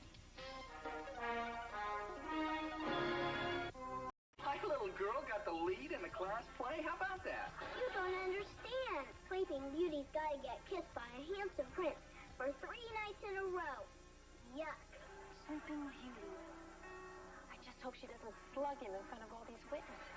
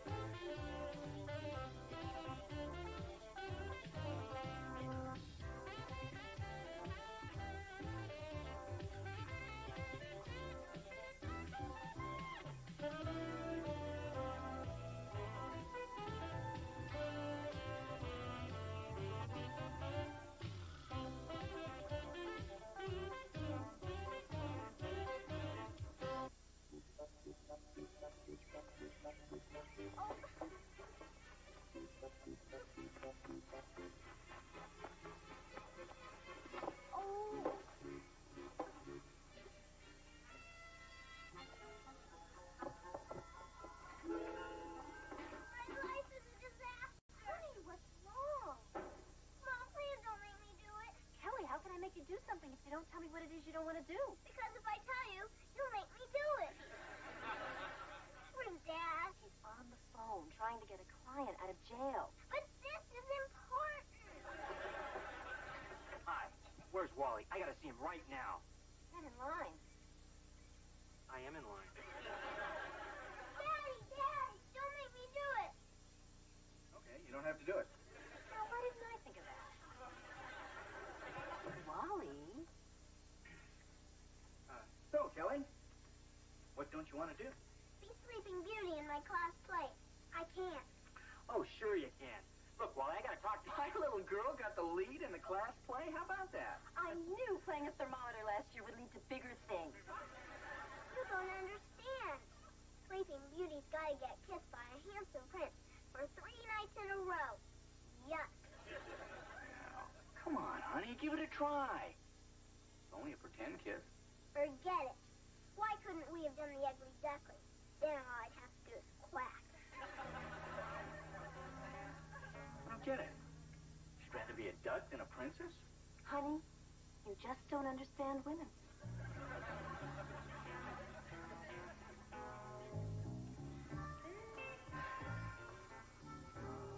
So, what's your problem, Beaver? Not my problem. Our problem. Floyd Sullivan's back. Hey, no kidding. How is the old guy? Oh, well, I'll tell you how he is. He's rich, he's handsome, and he's here to steal Mom away from her happy home and stick her on a 70-foot yacht in Key West. Who told you that? He did, when he called up to ask her out. Oh, come on, Beav. She wouldn't marry the guy 2 years ago. Why would she do it now? Well, think about it, Wally. She used to have time to be with her friends, travel, sit on the city council. Then bingo, I move back home, you move next door. Suddenly, she's a full-time grandma. Floyd's her ticket to excitement. Boy, now I'm starting to feel bad. Mary Ellen and I never think twice about going out on the town and leaving her home with Kelly. Well, it's not that the kids and I couldn't manage without her. It's just that she's become such a big part of our lives. I'd hate to lose her. Well, you know, Beav, if you're really afraid that Mom's going to jump ship, we all better start making her life a whole lot easier. You know what we should do? What's that? Start treating her like a guest in our homes.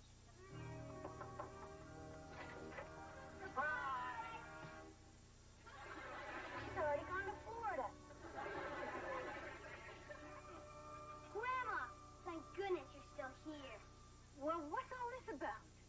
Well, the boys thought they might surprise you with breakfast in bed. Oh, I'm supposed to smash a bottle of champagne over the new city shuttle bus this morning. But I made it a practice of never smashing anything on an empty stomach. Yeah, all right. Oh, everything looks just wonderful.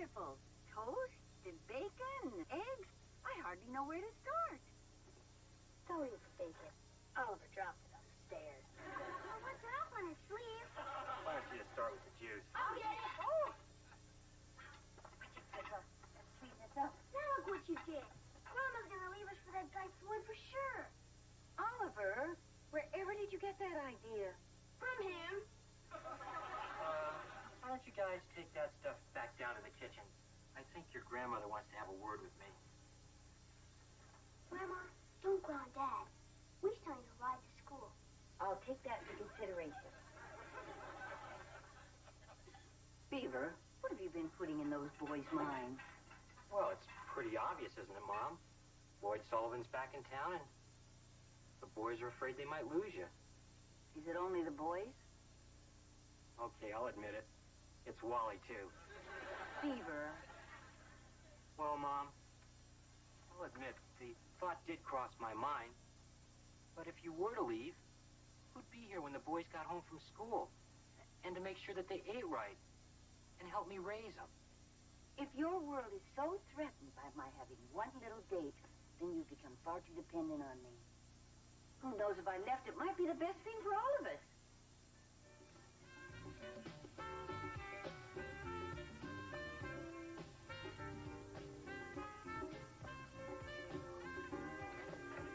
Oh, hi. Hi, honey. Have a good game? Yeah, I won all 3 sets. Well, it wasn't too tough. On his first serve, Lumpy hit a lady in the snack bar and got a little tentative after that. Well, I'm glad somebody around here had an easy afternoon. What's up? Wally, I'm worried about Kelly.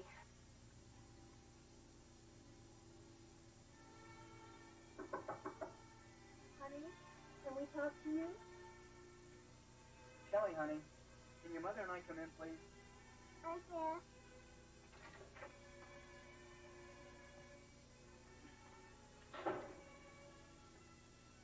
So, how's everything in school? Not bad, but I can't never go back. Not after what I did. Kelly, before we start checking into private schools, could you tell us what happened today? Well, we saw a movie about our friend the sun, and in rehearsal, I belted the prince. You belted the... Any particular reason why? He tried to kiss me. Everything was going fine until Miss Canfield said we were going to rehearse the last scene. So I lay down on the card table and closed my eyes. And Doug said, "That's the prince.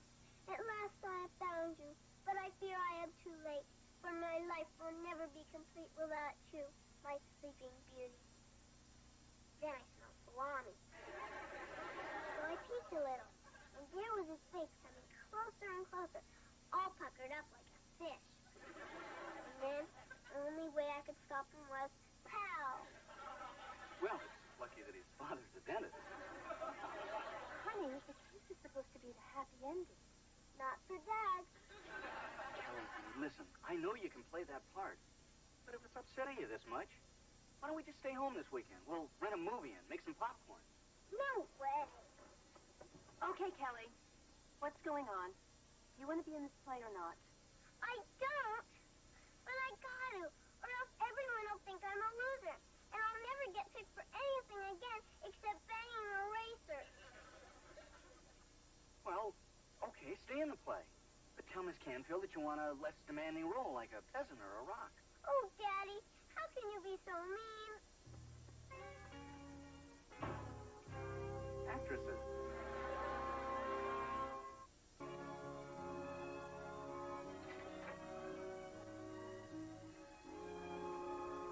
Come on in, sweetheart. Grandma, I know I'm not supposed to bother you, but can I watch you get ready for your date? You certainly may. And you can bother me anytime you want to. I'm so sorry I can't come to your play tonight. But Floyd's only in town for one day. I'll come tomorrow night. With Uncle Beaver? Uh-huh. Shouldn't you be in your costume by now? I guess so, but I don't like it. Looks lovely to me. On you, maybe. You're beautiful. I hate the way I look. Please, sweetheart. You're the most gorgeous young lady I've ever seen.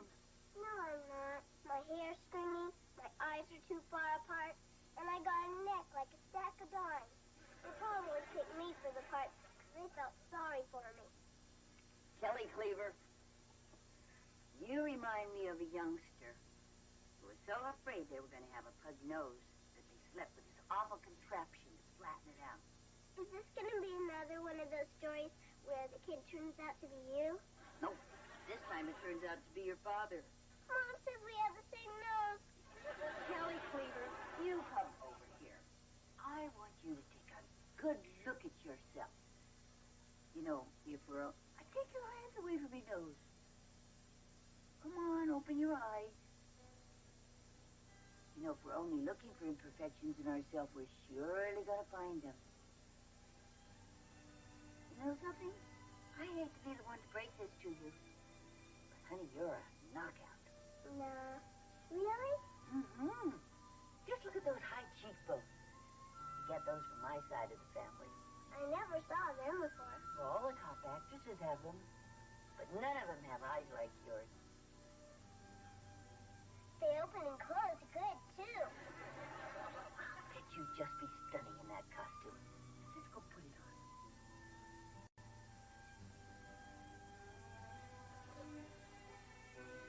And here's your costume. Oh, what a pretty petticoat. I picked it out myself. Oh, you did? Uh-huh. Yeah. Do you put your hair up? Uh-huh.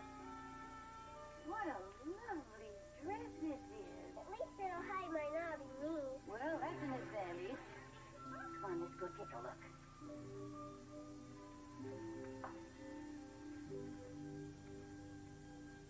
I still got a neck like a stack of dimes. Well, so did Cleopatra. And Audrey Hepburn, and even your grandmother. Look, I'm going to let you in on a little secret. Put your hair up. See? No, Grandma.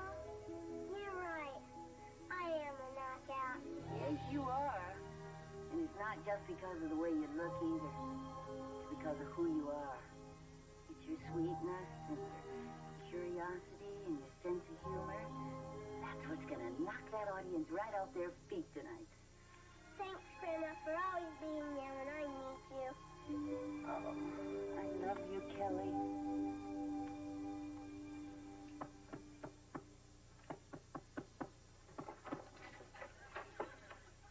Hey, Gertrude, is the man of the house about? Cut it out, Eddie. I don't need any guff from you, especially not tonight. You're right, Beef. That was a cheap shot. Hey, look, why don't you gather up the kids so I can get them out of here before your Tupperware party starts? Kip, Oliver, your ride here. Theodore, might I remind you of the spiraling cost of admission at the drive-in? Okay, but this time just don't sneak them through in the trunk and then try to pocket the money. We got five! Here! You gotta see this car. It's so long it sags in the middle. Hey, this guy's no teenager. Did you say he lived in Florida or discovered it? Eddie, doesn't the movie start soon? Yeah, I just want to stick around long enough to meet the petrified playboy. Maybe if we don't answer, he'll go away. Now, come on. I want you guys to be on your best behavior. And you too, Eddie. Theodore, how nice to see you again. Ah, thank you, Mr. Sullivan. These are my two sons, Kip and Oliver. Kip? Oliver? Well, how was your trip? Fine. Who is that obnoxious child out front who tried to charge me for parking? You must have encountered my firstborn, Frederick. And this is Eddie Haskell, who's just leaving. It's a pleasure, sir. Coming, son. And may I say, that's a splendid suit. Are ascots back in fashion again? Why don't you boys go outside and keep Frederick out of trouble? Boy, he must be a messy eater. He's got a napkin on.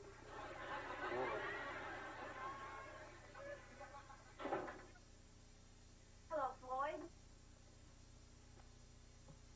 Hello, June. You look wonderful as always. I couldn't agree more. Thank you, Eddie. Eddie, you know, I think the kids are waiting out there. Hey, now we're just getting to the good part. Oh, I just love to see old-fashioned sentiment like this. Makes me think of my grandparents' 50th anniversary. He bought her a corsage, too. I only forgot to give it to her. He just stuck the pin in her arm and kissed her. Shall we? Mom, have a great time. Thanks, Beaver. Oh, boy. If you feel drowsy, promise you'll pull over. That young man is the most appalling jerk in my memory. You don't think to hurt your mom's chances with the old guy, do you? No, Eddie. This time I think you did just fine. Hey, lay off the horn! Excuse me.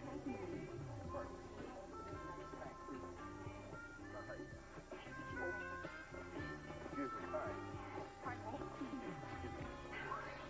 Were these the best seats you could get? Clarence, this is the second row. I just hope I can get a good shot of JJ from here. Will you relax, Lumpy? You can practically touch her from here. I'm thirsty. Lumpy, the show's about to start. Oh, these things never start on time. Excuse me. Whoa. Sorry, whoa. Excuse me. Pardon me. Whoa, pardon me. Did I miss anything? Hey, these really are good seats.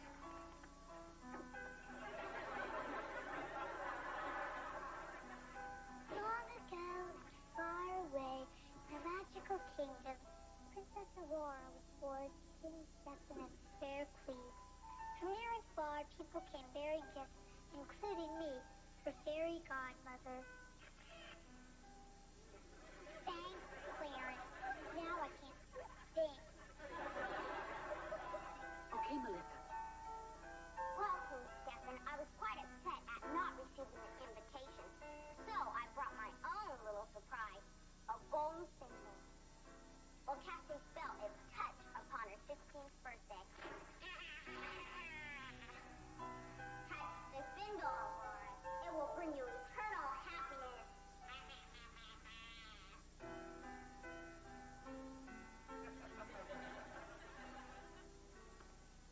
Don't touch it, Aurora. It will bring you eternal bliss. The fairy godmother, this is so pretty. What harm could come from just one touch?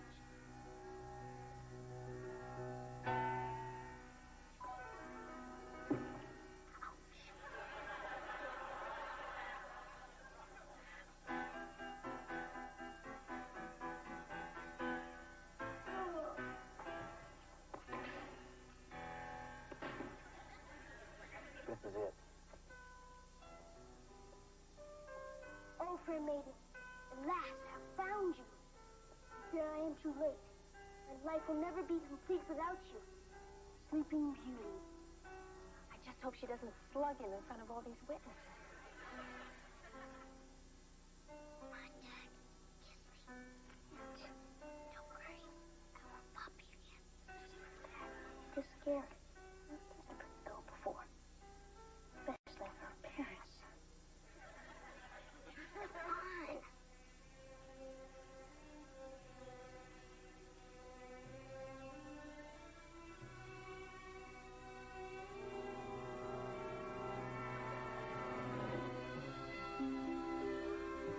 Don't worry. It was only pretend.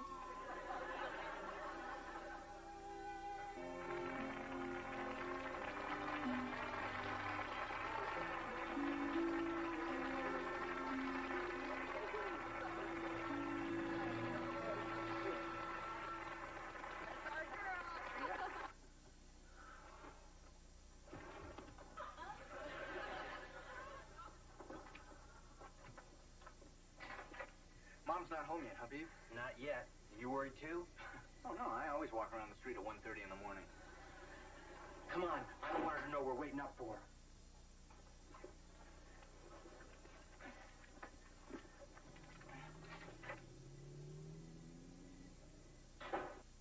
Mom, is that you? Hi, boys. Are you waiting up for me? No. We were just playing poker. Oh, really? Why'd you just discard 3 kings? Mom, I think we ought to have a talk. Oh, this sounds serious. Should we go in the den? Come on, he just wants to know where he stands. And I'd like to know, too. We really had a nice time. And how was Kelly's play? Oh, she was terrific. You know that part where she's supposed to kiss That's great, Wally, but we just get to the part about Floyd and Mom. How much your grandchildren love her. Well, Beaver, if you really want to know, Floyd asked me to go to Florida with him. And I didn't even have to think it over. Well, so, Wally, tell us about Kelly's play. Beaver, I'd really rather hear about Mom's evening right now. Thank you, Wally. You know, living with my children and my grandchildren can sometimes be nothing but headaches, aggravation, and carpet stains. That's not really the lifestyle that grandparents are led to expect. But tonight when Kelly came to me for help, and what little I did really had an effect on her, that really meant an awful lot to me. I don't want to be one of those grandparents who just comes in once a year and passes out presents. I'm really a part of your life. And right now, I wouldn't trade that for any yacht in the whole world.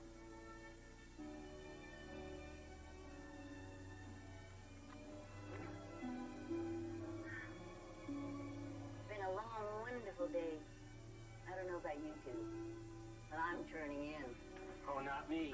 I've got to finish scouring the oven. What's wrong, Mom? I don't have the heart to tell him. It's a self-cleaning oven.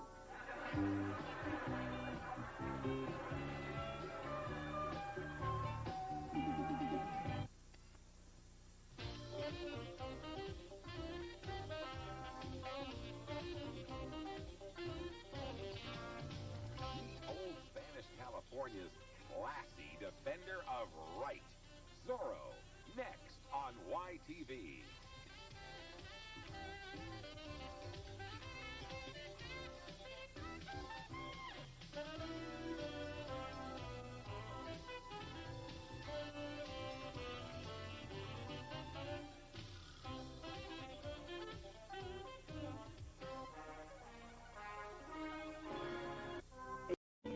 One thing that never seems to change from generation to generation is the desire to belong.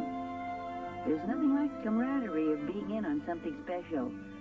But when you discover that you're wanted, not for who you are, but for what you have, it can be a painful experience. And what's even worse is realizing that you've neglected those that really matter the most.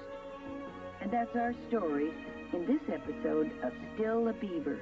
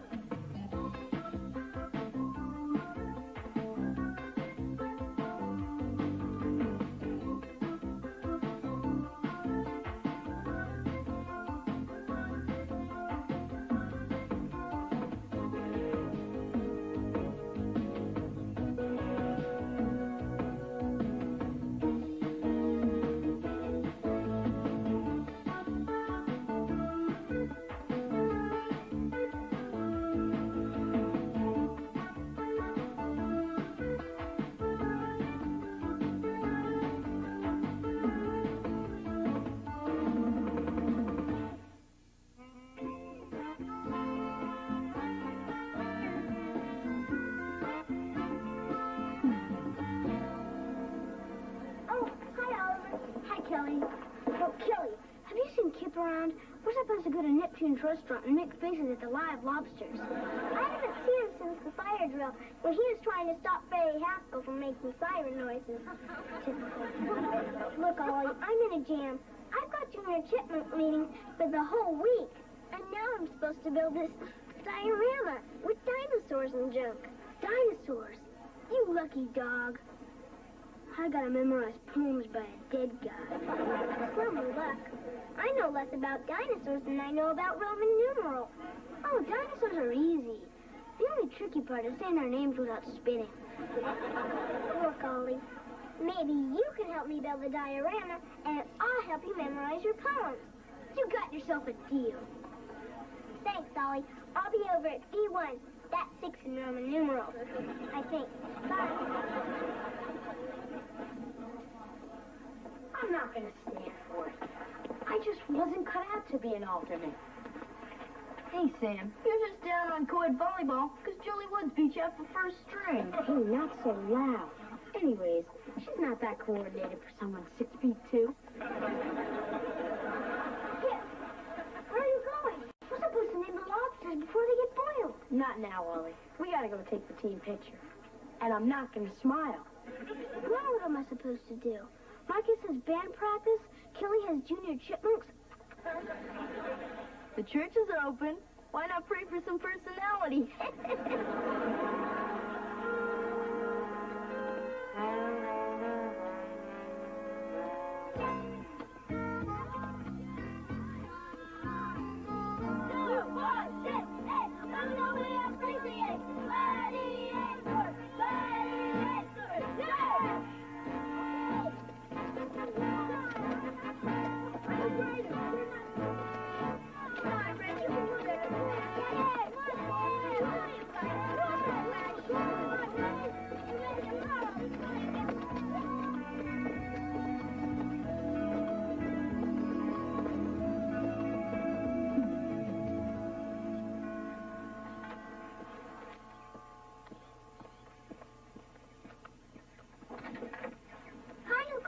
Well, hi. Is Ollie home?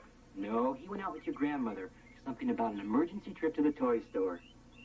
He was supposed to help me with my diorama today. Oh, well, I guess I could help you, but I'm not very good with foreign languages. Get it? Diorama, foreign languages? Never mind. I'll come back later. Arrivederci. I still don't think you have the makings of a real gladiator. Well, I bought the uniform. Clothes don't make the man, Cleaver. Yeah, right. Yeah. I'm letting you use our garage as a clubhouse. That helps. Being a gladiator is more than that. It's a way of life. We're always together. Right? Right. Yeah. We stand up for each other. Yeah. That's what I want. Some guys who'll stick by me. Oliver, I've been waiting for you. Kelly, what are you doing here? This is secret stuff. But you were supposed to be helping me with my diorama today. I can't now. This is much more important. It's my destiny.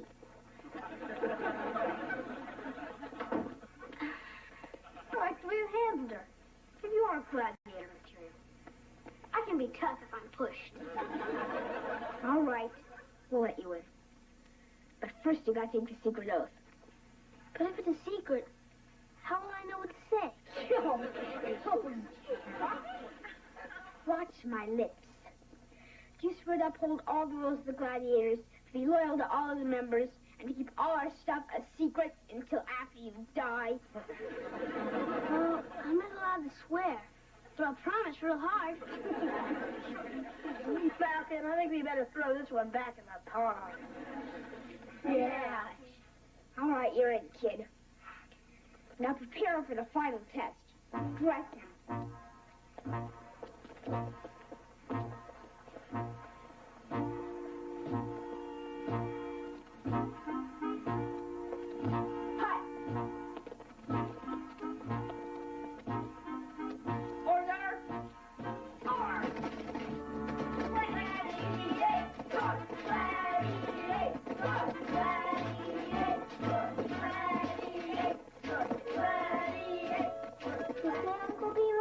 I told you he was having his brainwash.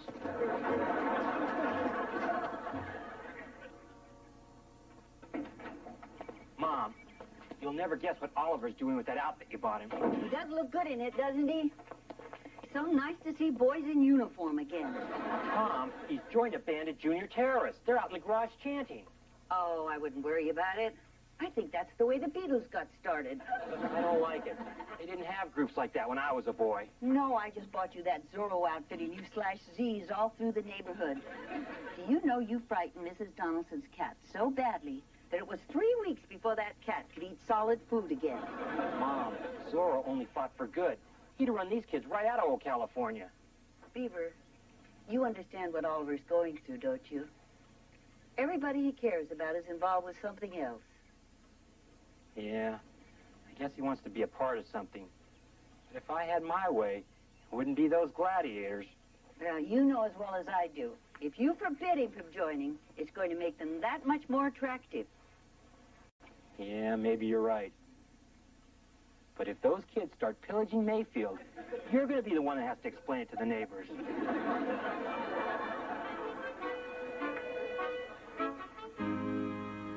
Okay, now give me that orange and yellow thing. We'll put it right here in the lake. Dad, it's a pterodactyl. It has wings. I think it goes in the sky. Now sea miners coming. Hey, look, I may be older than you, but I wasn't around during the Mesozoic age. Stick it right here. Okay, now hand me that tree. You are going to put it in the ground, aren't you? Give me a break, will you? I bet I'm doing better homework than any of the other fathers. Hey, this is kind of fun. Good, because I'm going to need more help since Oliver dumped me for those gross friends of his. Kelly, I know Ollie hurt you. But you guys are more than friends. You're family. And if you turn your back on him, you'll both end up losing. You understand what I mean? Yeah, let's go around. The project's due on Wednesday.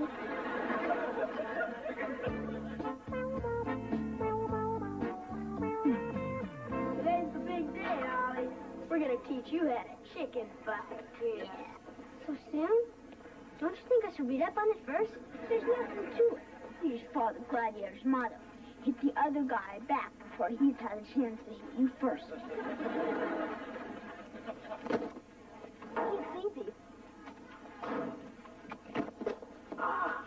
Good one, Malcolm.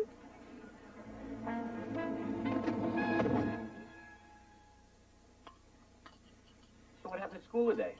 Well, the bell rang at 8:30. Then I was in homeroom till 9:10. Well, then I traded my lunch to Janet. I think his father means, did anything interesting happen to you today? Oh, well, I don't think anything interesting is going to happen to me until I get a car. Kip, is your brother coming down to dinner, or is he out at the chariot races?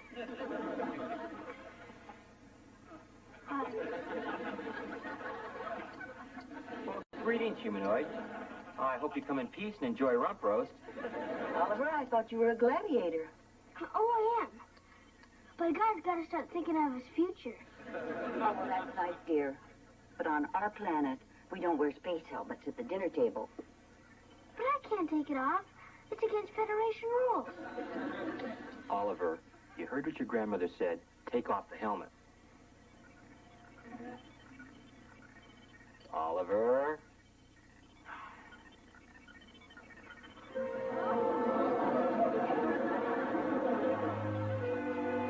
What happened to you?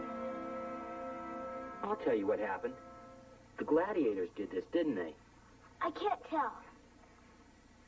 Well, I didn't mean it, because they're my friends. Dad, I'm going to get the camera. This would make a great Christmas card. Just hold it, Kip. And where were you when this happened? Don't blame me. I was nowhere near him at the time. Yeah, well, maybe you should have been. He's your little brother, and it's your responsibility to help protect him. I can take care of myself, Dad. Not by the looks of it. We're going to have a little talk about your extracurricular activities. Look, there's plenty of time to discuss this later. Come on, I want to put some ice on that eye. Grandma, I'm hungry. Kip, I know it's not cool to hang around your little brother, But he does look up to you, and he needs you to be a good influence. It's hard for a guy to be a good influence when his best friend is Freddie Haskell. There. Swelling's going down already. I think the worst is over. Yeah, I don't think the worst is going to be over until Dad finishes punishing me. Maybe your father was right. If I hadn't bought that costume, none of this would have happened. But it really was an accident. I like being a gladiator. Dad, what are you doing? I'm throwing this junk out once and for all. But Dad, if I don't have that stuff, I can't be a gladiator. Exactly.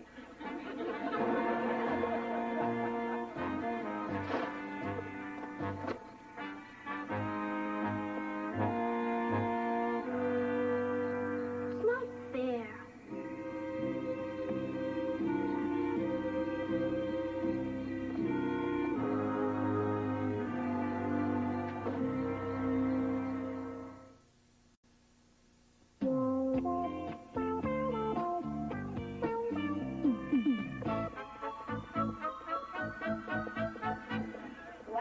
Some shiny you got there, Ollie. That's no big deal.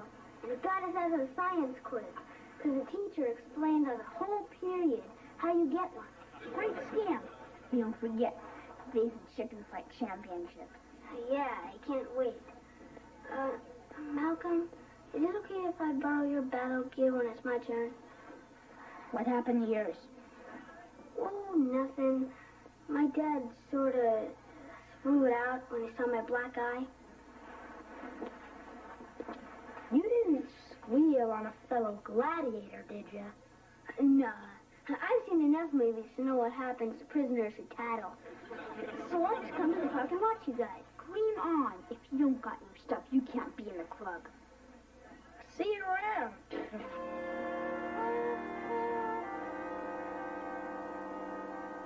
Perfect setup. Cleaver leaps, he spikes, he scores again. How does he do it? Easy, Conan. You'd still be an alternate if Julie Woods hadn't come down with mononucleosis. Just wait.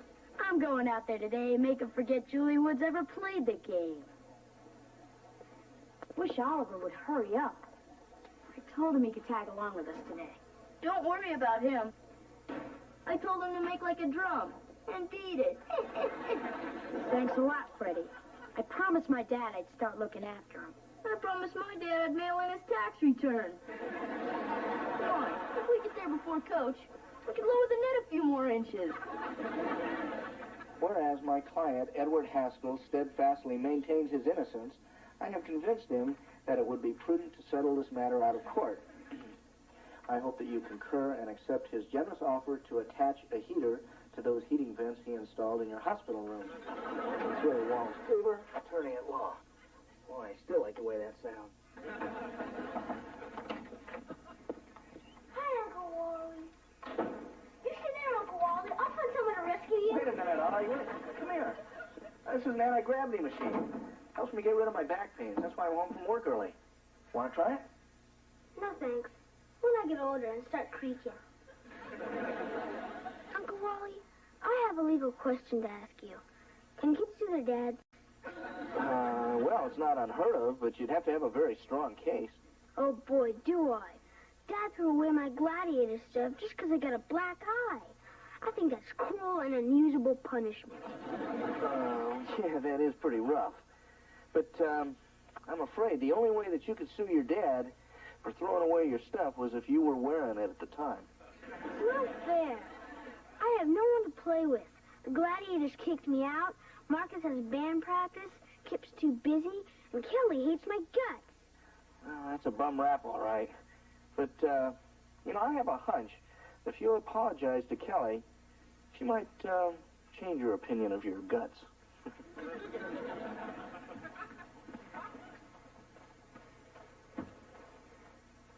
Hi, Dad. Hi, Kelly. Cousin. Pal. Oh, Oliver, I thought you'd be with your gladiator friends making first graders walk through puddles. No, the gladiators won't play with me because Dad threw away my stuff. So I decided to come over and apologize to you for being mean. Isn't that nice? Real nice. He only wants to be my friend when nobody else will play with him. I'm going over to JJ's. They're having their roof fixed, and she's going to give me real tar for my diorama. Now that's a friend. Well, it looks like we lost the case, Ollie. Sorry. It's okay. Can't win them all.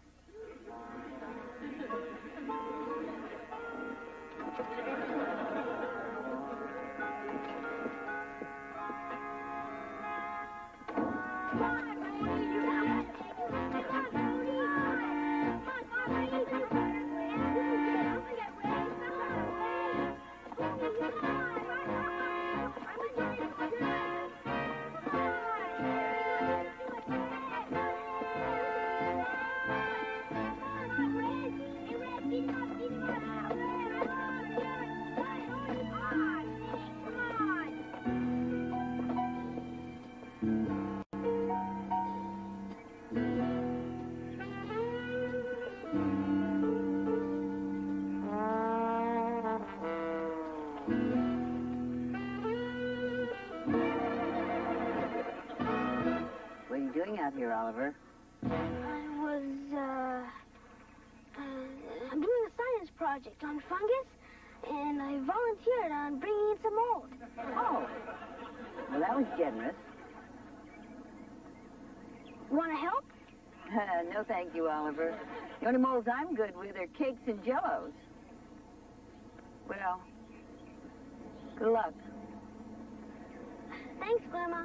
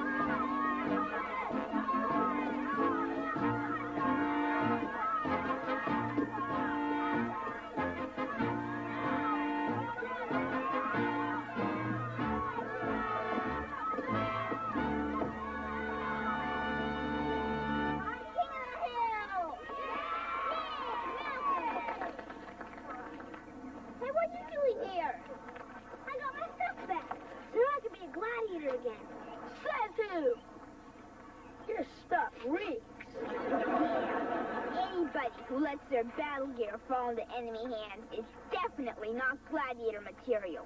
I'm just as good as anyone here. Prove it! I'm not scared of nothing. I once watched my brother get stitches and I didn't even cry. Oliver, don't be stupid. You don't have to prove anything to these zeros. Watch who you're calling a zero, Shorty.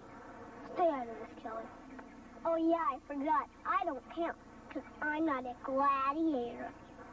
Do you really want to get back in the club? I stole the uniform back, didn't I? Then crash your stupid dinosaur thing. Oh, well, I would. But the Stegosaurus is mine. And it's a part of the family. Come on, Oliver. Don't you want to be one of the guys? Yeah, well, Then smash it, right. You heard him. You want to be a big, bad gladiator, don't you? Yeah, but I can't do that to you. Okay, then I'll smash it for you. No, Kelly, don't do it! Oh, isn't that cute? They're square dancing.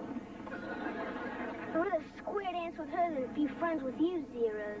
Nobody says that to us and gets away with it. Right. My cousin just did. Well, he's not going to get away with it. Order! Order! Hut! Hold it!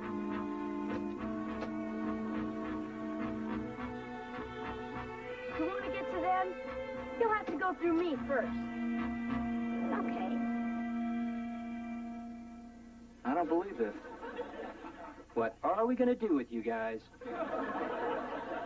Kelly, how am I going to explain this to your mother? You could tell her it's an art project. Dad, can I say something? Why not? Somebody in your position has nothing to lose. I think a lot of this is your fault. My fault?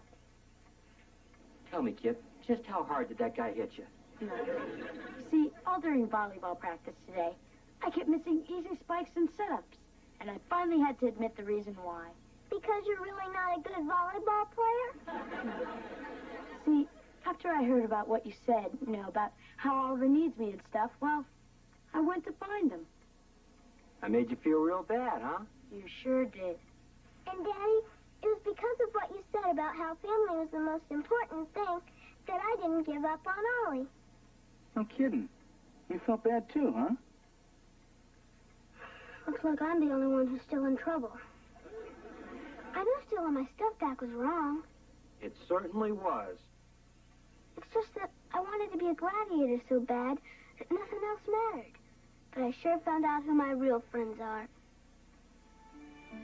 Ollie, we'll always be friends. Just because we're friends again doesn't mean you can get mushy on us.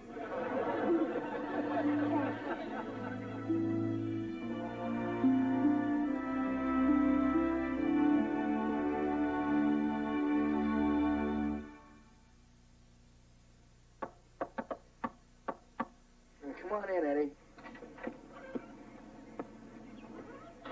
Good afternoon, sir. It's a rare treat indeed to share the secret of your youthful appearance. Shouldn't you be your father?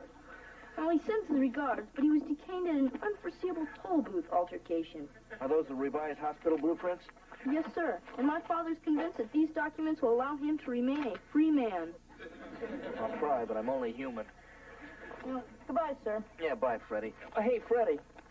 Is my check in the envelope? Well, ordinarily it would be, but the tellers at my father's bank are on strike. And in support of their cause, he's refusing to use the facilities. Do you believe that, sir? Not in the least. I told him you wouldn't. Good day, sir.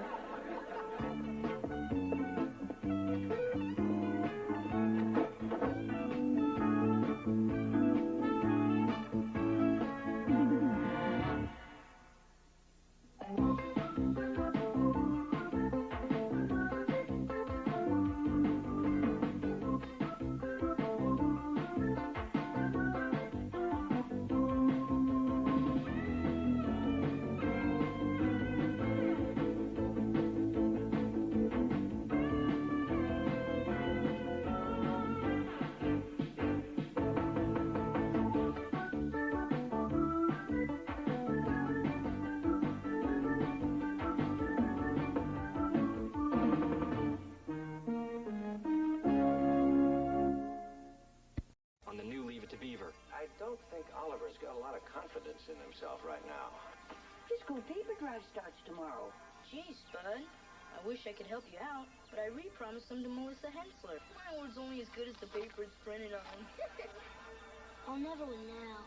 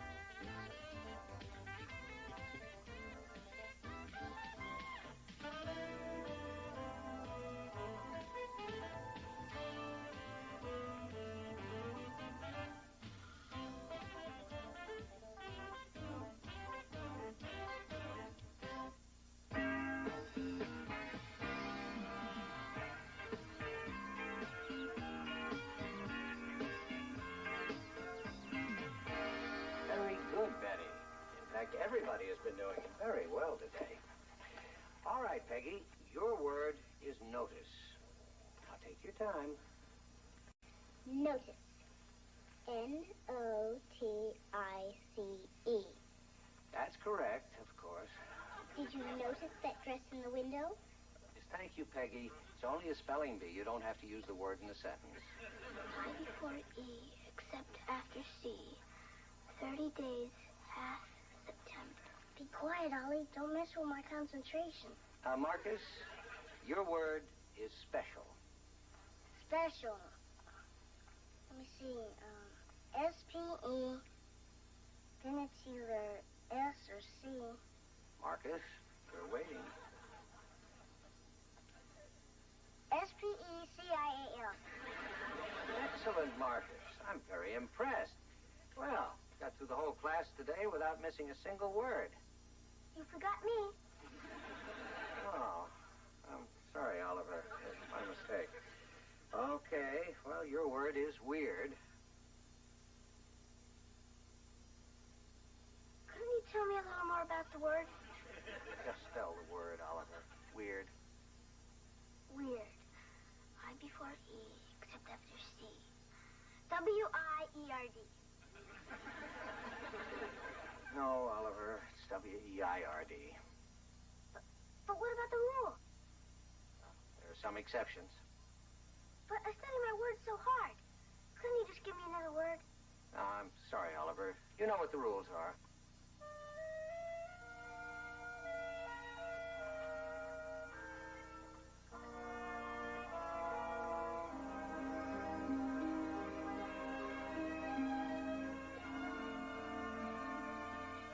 Dad, you don't need to go to parent-teacher night. We can tell you everything you need to know about what we do at school. That's exactly why I need to go. Dad, you're not going to go talk with Miss Canfield, are you? Oh, I thought I'd sneak out to the playground and see if I can still make it to the top of the jungle gym. Oh, honey, of course we're going to talk to your teacher, but you don't have anything to worry about, do you? No, just as long as you don't go snooping around in my desk. Where's Oliver? He's upstairs moping again. No, he's not still upset about falling off the riser during the class picture, is he? Heck, Dad, I don't know. But I'll look after him for you. Thanks. Now you know where to reach us if you have any problems. Kip, I'll be visiting your class. Anything you want me to ask your teacher? Yeah. I would appreciate if you could find out if they're going to be obtuse-angles on tomorrow's quiz. See if I can work that casually into the conversation. I think we ought to go. Yes. Oh, yeah, we don't want to be late. We'll have to stay after school. Bye, honey. I hope Miss Canfield doesn't mention that I use Melissa Hensley's retainer for my collage. I don't have anything to worry about. Freddie Haskell in your class. Everybody else looks good in comparison.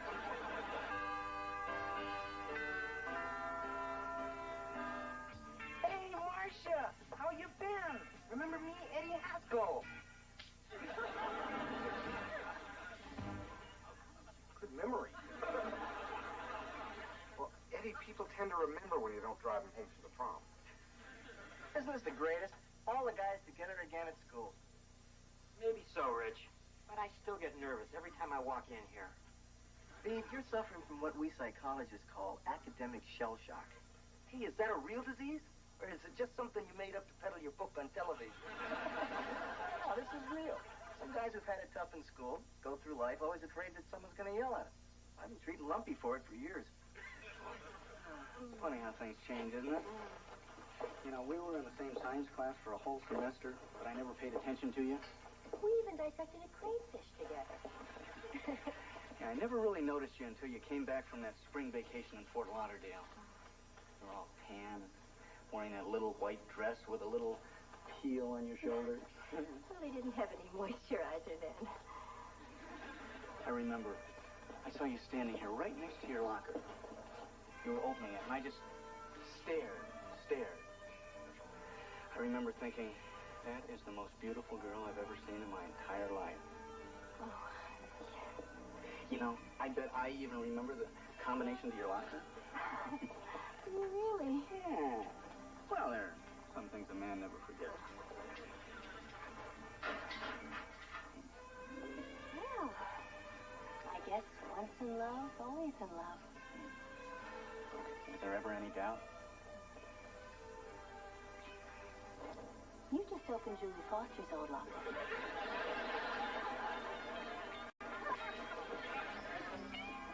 You have been to Florida, haven't you? There's Courtney's self-portrait, Beaver. Isn't it beautiful? Oh, my little girl is so expressive. There's Oliver's. Cute, isn't it? Oh, yeah. Yeah, that's very nice. It's different. Wait a minute, Richard. You see something, don't you? No, there's not much there to see. I mean, very nice. Really. Richard, we've been friends for a long time. And if there's something I should know, you really ought to tell me. Well, I don't want to make any snap judgments, but the way kids draw things can usually tell you a lot about them. Well-adjusted kids add a lot more detail.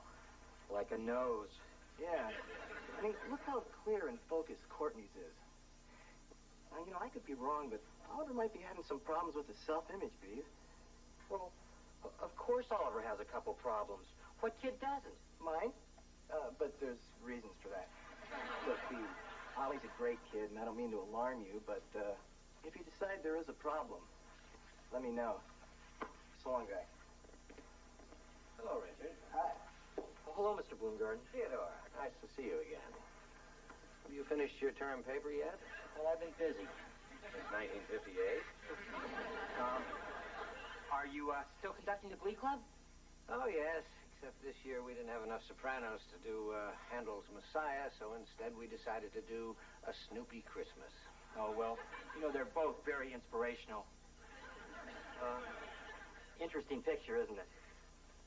In all honesty, it's not quite what I'd hoped for. You see, I don't think Oliver's got a lot of confidence in himself right now. Well, anybody can draw a bad picture. Even Picasso had a few clinkers, right?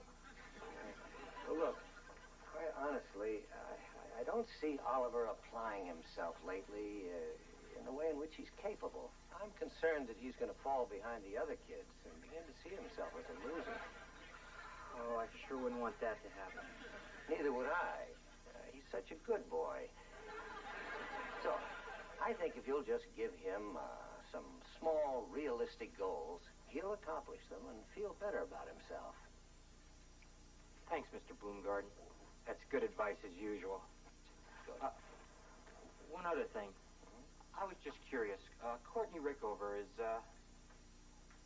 is she pretty well adjusted? Yeah.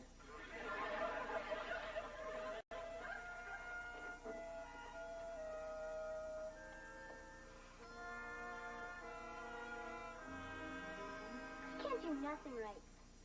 When it was my turn to take care of the class goldfish, he drowned. Oliver, I think you're putting too much pressure on yourself. You may find this hard to believe, but when I was your age, I felt the same way you do.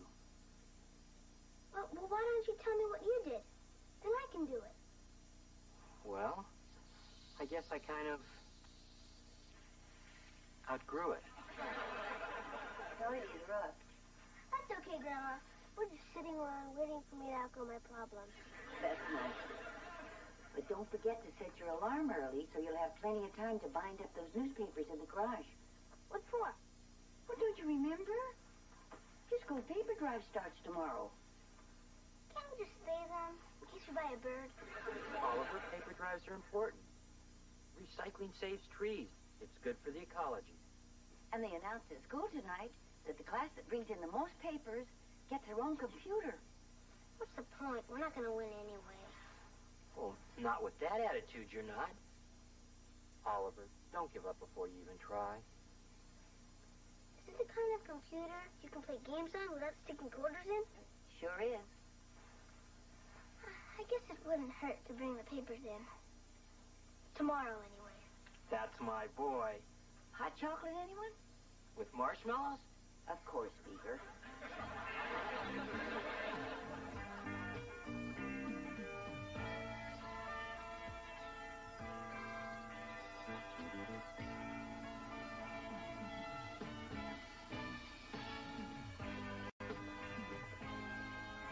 Did you supposed to go to parent-teacher night?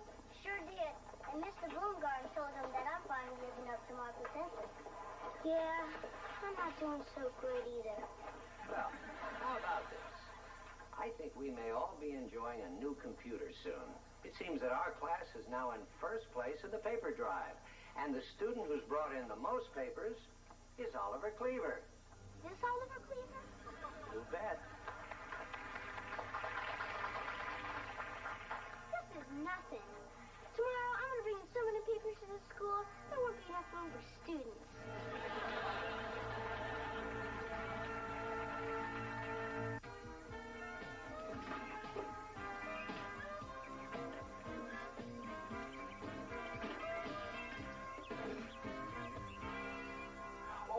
Thank you very much for the information, Mrs. Phillips. I'm very sorry that Oliver woke you up this morning. You know what? If he comes back for your evening paper, tell him to come home. We miss him. Come in. Oh, I'm sorry. There's somebody at the door. I gotta go now. Oh, hi, Wally. Why don't you climb in for a cup of coffee? Don't try and bribe me. I just want my newspaper. Oh. Help yourself. Beaver, I pay for home delivery to my house, not to yours. So what do I have to do? Set a trap for the kid? Oh, now calm down, Wally. I can't calm down. Look, I have a routine. I get up in the morning, I jog, I come home, I take my shower, I get dressed, and I read my newspaper. The last 4 mornings, I haven't been able to read anything but the back of a cereal box. But isn't it nice that he's finally throwing himself into something for a change? Yeah, I guess so. Hey, look, I don't mind that he takes my newspaper, but couldn't he at least tear out Dick Tracy and slip it under the door? Tell you what, I'm going to put in a good word for you. You know, in the meantime, thanks for being such an understanding uncle. How about that cup of coffee? Beaver, I never have my coffee until I read my newspaper. Boy, I'm really in a rut, aren't I? Yeah. Okay, I will have that cup of coffee. And what the heck? Put some cream in. Coming right up.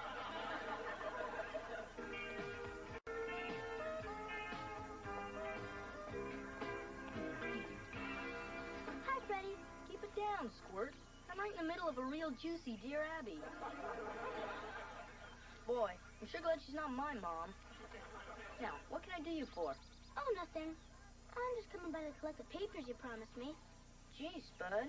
I wish I could help you out, but I re-promised them to Melissa Hensler. But you gave me your word. My word's only as good as the paper it's printed on. You can't help Melissa. Her class is the only one that can catch us for the prize. You might as well sell your wagons for scrap, because she's giving away free passes to Romance Movie Theater for every bunch of papers you give her. Now what am I going to do? Give passes to see my dad's office? Hey, don't look at me like that. This whole thing's your fault. What did I do? You trusted me. Yeah, I guess I did. I'll never win now. Now I feel bad. It'll pass. Oliver, you can't quit the paper drive now. You're our only hope of winning that computer. Forget it. The only way we're going to win is if Melissa transfers into our class. But then that wouldn't be worth it, because we'd all get cooties. That Melissa has no shame. She's standing in front of the school trading movie tickets for kids' newspapers. Ollie, I hope you crunch her. Don't get your hopes up. Oliver's backing out. He's going belly up, just like our class's goldfish. That's true. It's okay, Kelly. I probably wouldn't have won anyway.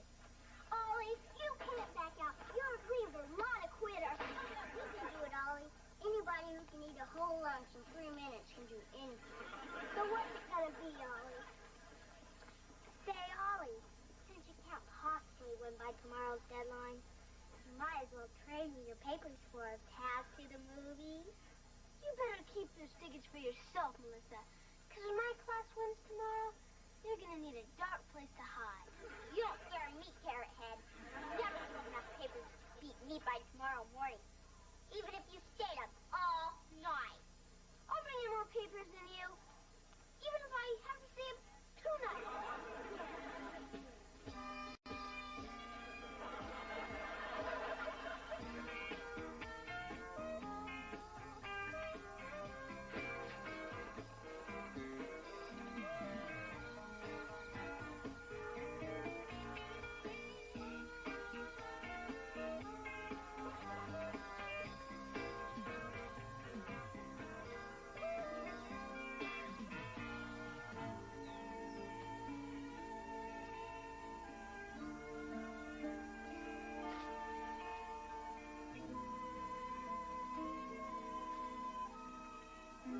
Well, since Oliver isn't even here, I guess we know who won this little contest. You just wait, Melissa. Oliver will be here any minute with tons of papers. Oh, right. And there's a tooth fairy and a man in the moon. and reading tonight to my baby brother. Oliver's got 2 more minutes. He'll come. Won't he? Can I have your attention? As we're running short of time, I want you room captains to thank everybody for doing such a wonderful job in making our paper drive such a huge success.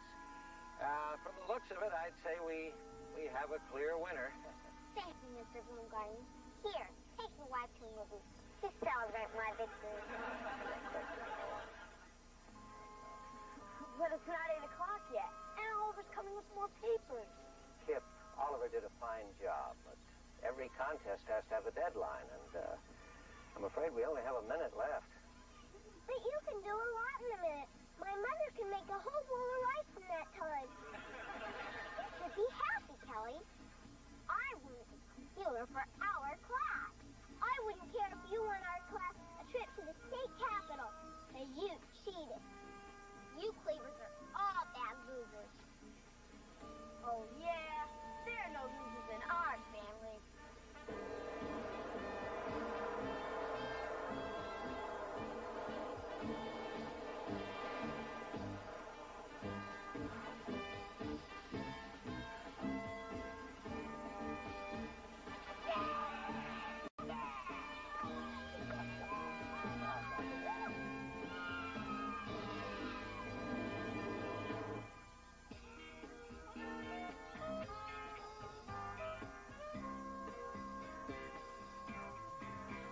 Hold up there, champ. Just baked you some victory cookies. No time, Grandma. I gotta get back out there and collect some more papers. But the paper drive's over. I know. But I'm gonna get a head start for next year so no one will catch me.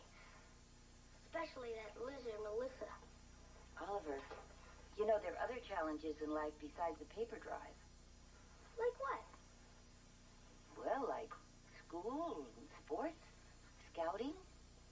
Yeah, but there's none that I'm gonna be as good at. But if you put even half the effort that you put toward that paper drive into anything else, I know you'd do very well. You really think so? Well, you never know unless you try. Grandma, those cookies sure smell good. Well, that's what I just said. You'll never know unless you try.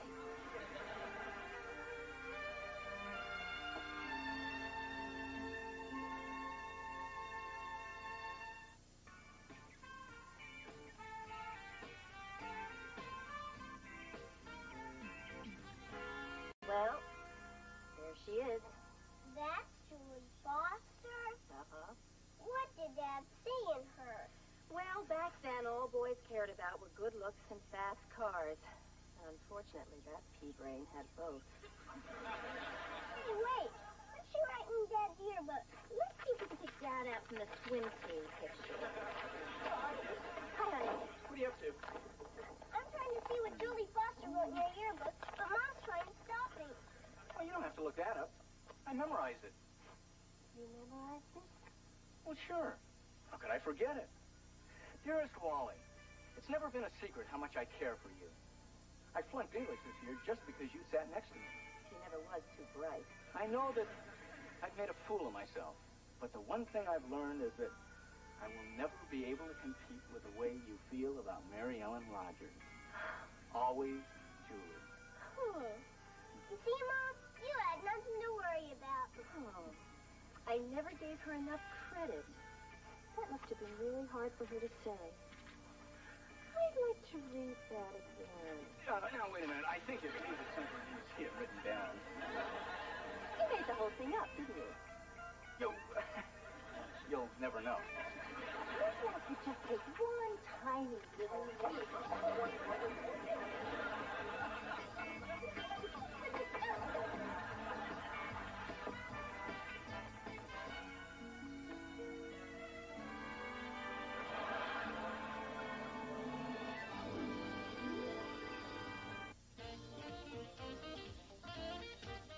Into orbit around a deadly space probe, the Alphans must save their moon and Earth from ancient foes on the fabulous Space 1999. Saturday afternoon at 4:30 here on YTV.